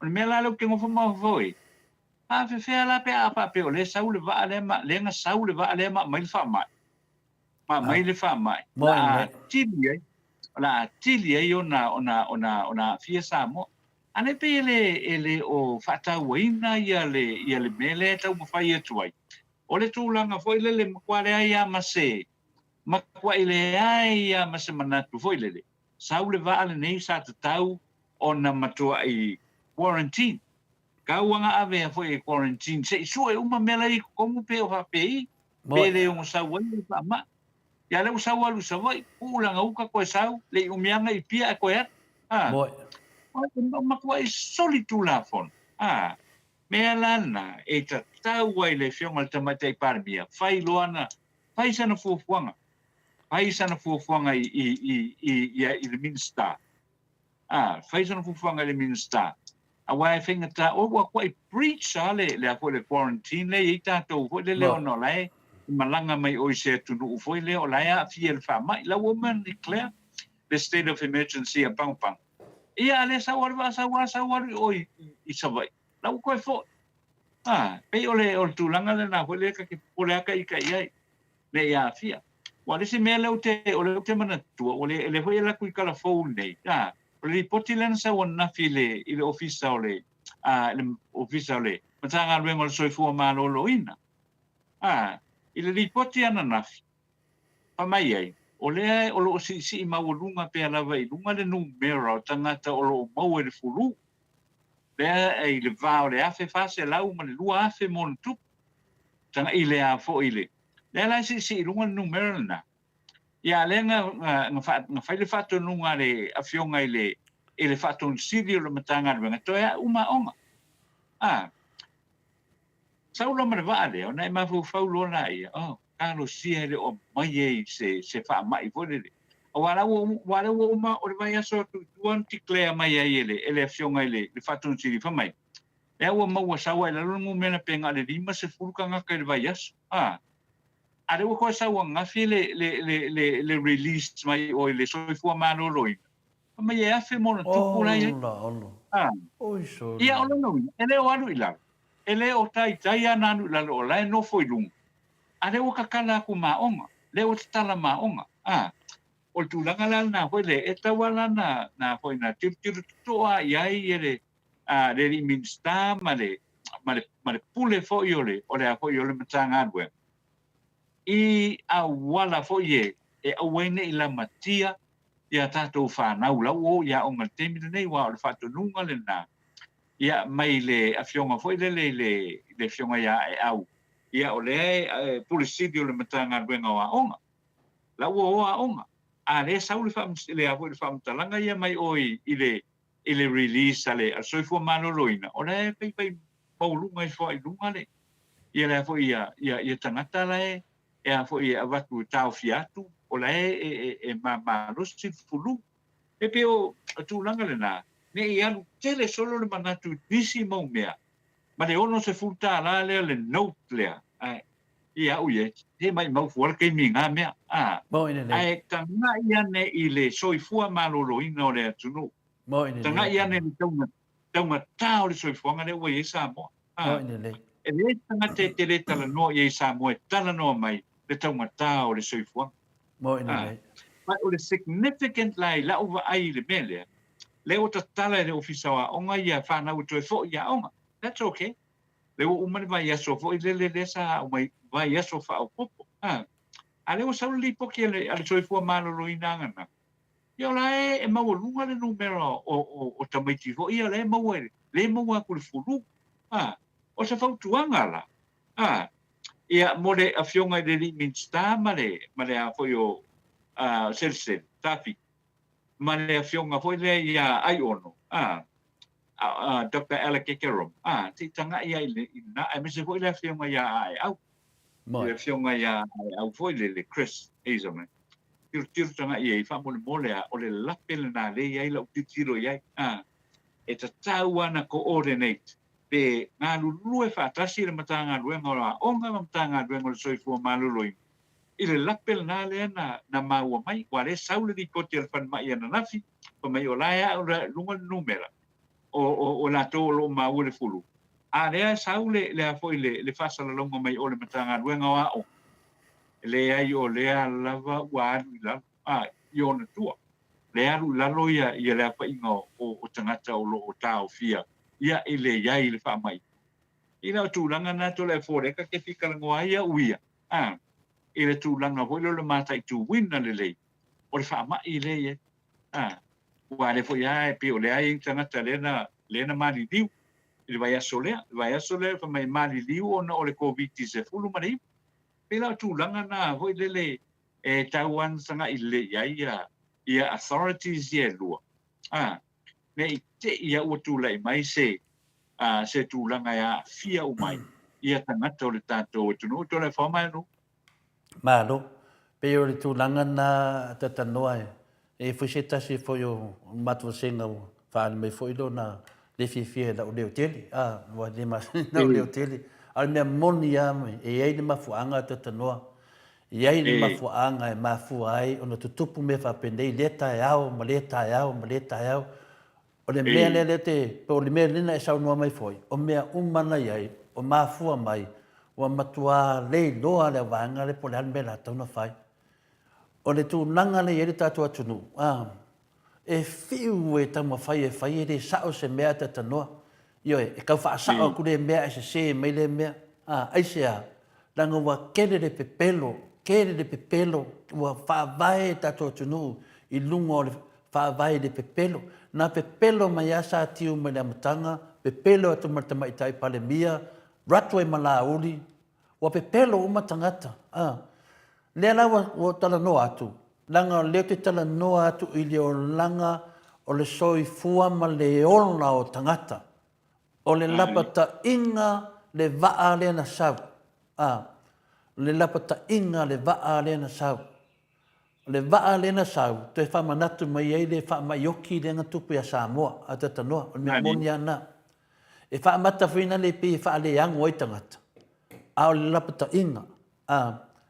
Lena te whai atu e ka kauanga whama vai le ka mai kai pare mia.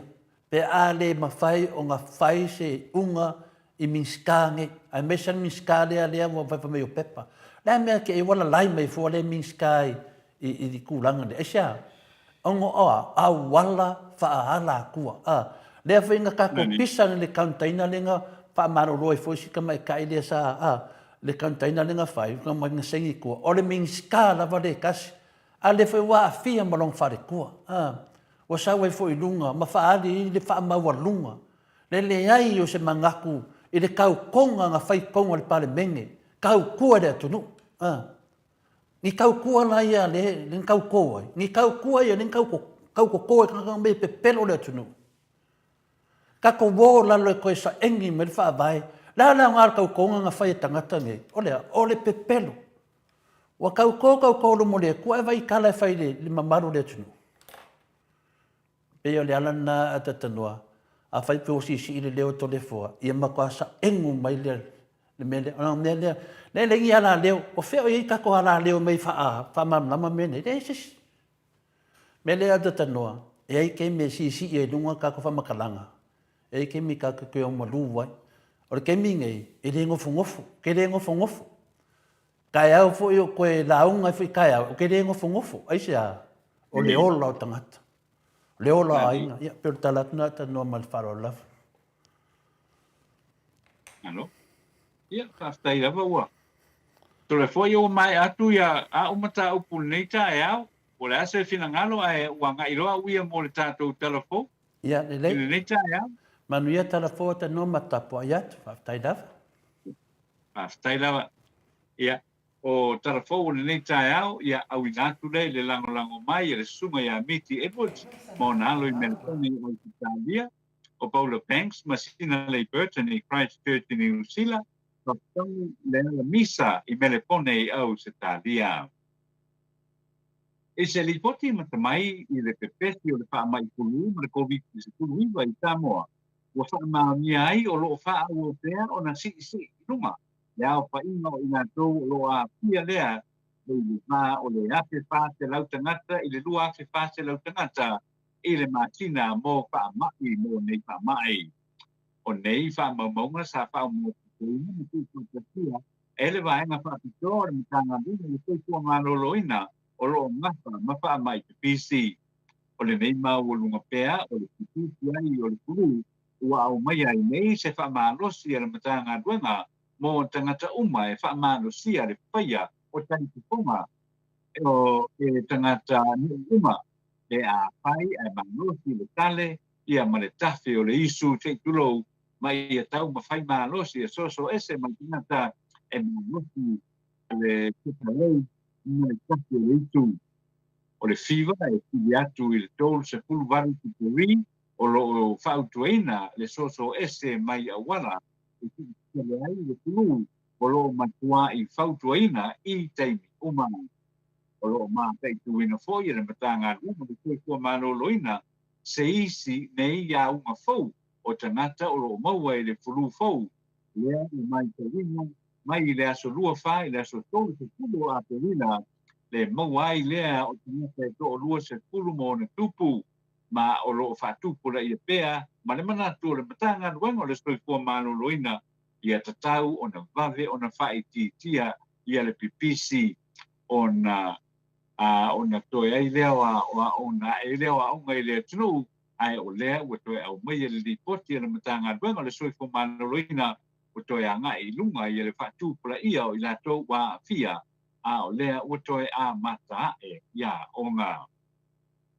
E to tele tangata Samoa i tangata i Samoa nei, sa whisiringia e telefou i le tali e le lipule sa kampani Amerika Samoa, lea na malosi sa na whaasea i ni Pasirius tu stala, a le Samoa Observer, sa i lona waa, lea na malanga mai i Samoa, e le i tāpena ina pepa e uru whane mai ai le tātou e tunu peitai na malanga pēr i sānlolonga ma tu wai se uta na sauma le waa e ne finangalo na whaalia e tangata i telefo ai e le sunga ya Marcelino na nai o loto wha o le mele ua le ai lava se saunga le mu ua le ai fo i se puipuinga ma ua le to e saunga le mu o tātou tua oi i se saunoanga a me le sete panapa o Waitileuta a pio lava te itai o whainga malo o le a fe pio ai lava le savalinga a le tātou o tunu mo filosofia a matua uto o te apapata e le to e sa o se mea o whaia e le whainga malo o le au saunoa i le whamusino sili e ui na soli whawae to e soli tu la pono ai wha au ngā pēr. Sao noa mongo fo lau o tanu mapua sa te tau o na ka loka le au wā.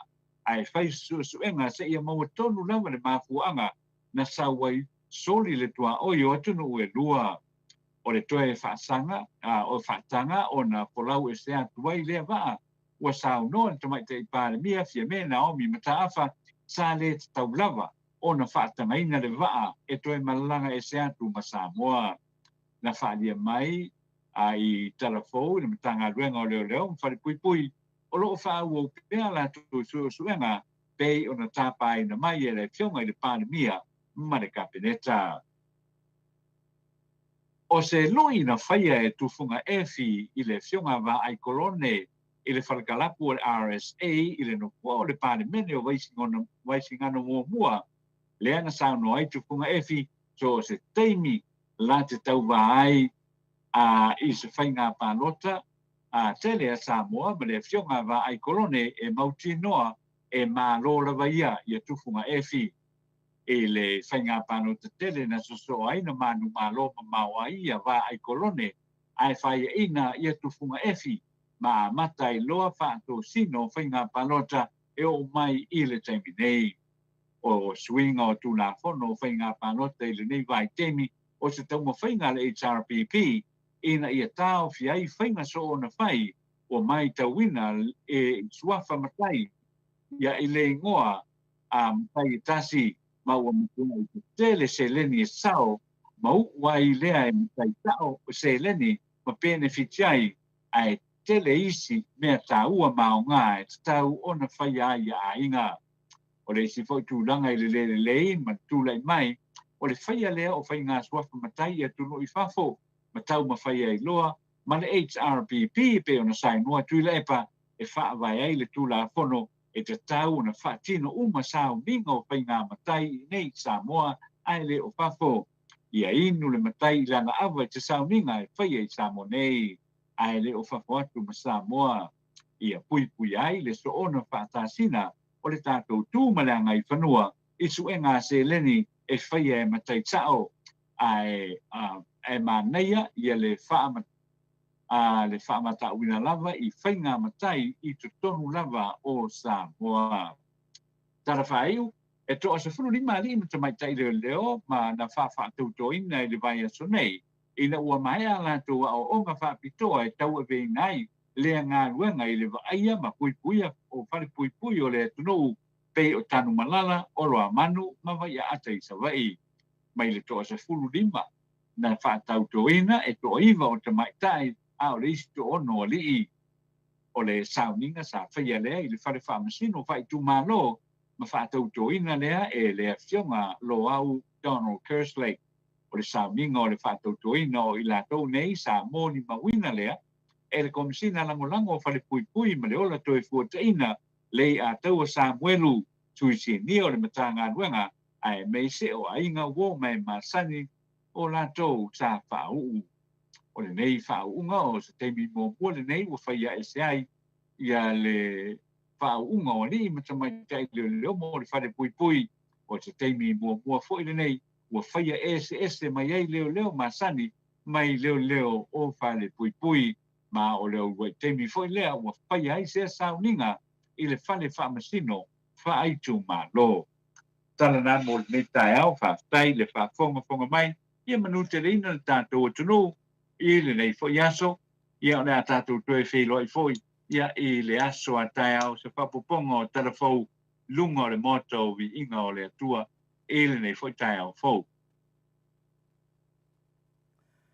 Malo, tai lau fionga le ata noa te sa, tātou telefou o le nei tai au, longo whaatutuila le whaafonga anga le malo le atunu au e sau noa, ia wale mori mai o tala i meo tupo le atupu tau tupu, isi o tātou atunu, ia na ngā leile atua atanoa, maua pēr o soifua mālolo ina tātou te mafuta ai, ia ma sanga whao ngai pēr o soifua, ia wale tautua ino le mamalo le atunu, le ngātai Samoa, ia wo o mai lava i nei atunu, lau tautua atanoa, manuia le nei aso i ona toenga, wha manuia fo i le atua, i le wharitua ma le nofua alo, ia ai atanoa, ia matulea manoa e te whasoifua mai ai, ma tātou whaamawai ai, ia ua tāfo i le taimi o ngā ruenga lātou o tanoa. Ia o le lei ai no ia e koi tae au, ia whaatai tele rawa fo i molo wawa noa, pai fo na watu tātou tarafou masani, ia i le whaamui moi i o la whaapenau na tātou toe whaawa i foi, ia i le aso a tae au, ia wā le whaopoponga, ia lea la matamai i tātou proklame i le tae au a tae au, ia mai Pietesa i Molinu. E whaatai tere atua ai no umto le foi le ne foi vaengo le tae au, tātou whaasoa i foi nisi o mata upu. Ia e whaatai atu foi, ia i le lau papale foi o tātou le au tāpuai, ia i meise i tinamata mā mātua, ia o le lave loa o le tātou atunu, ia o lo i lunga o le api o fōlinga, ia ma le YouTube. Ia whaatai tele atu lava, ia le whaatasi mai le nei aso, lo fangia le tua fuafuanga ma le tātou tunu. Whaamaru tu foi se upu ia le tau tamari I lau whaafonga mai Samoa ia lako I nu le ai. Le a tātou toe stapa I le aso a tai au pe awatu le soifua ma lo mātou wola. Ia le lofa le tua ia mo le nei fo iaso manuia fuafuanga whaatai e nu whaasoifua ia. Soifua ia atanoa. Ia o le tātou pokalame nā Samoa mo nei tai au. Nungo le apio fōlinga whaapea le YouTube, whaatai mo tusi whaaloano mai. Whamanuia le atua I whaiva mati utol nei aso. Mes fo ile mamalo le atunu mafuta mai tono whariwhainga luenga. Lungo le ala tele ia ai meise le tapua inga mātua I maota malawa. Ia au ma le atua e manuia ai le aso. Tātou toi wheiloa il pokalame le aso atai au le itu lai ono. Ai whaasoifua ia Samoa. Mai le maota Samoa vi ingo le atua I sini au Sitalia.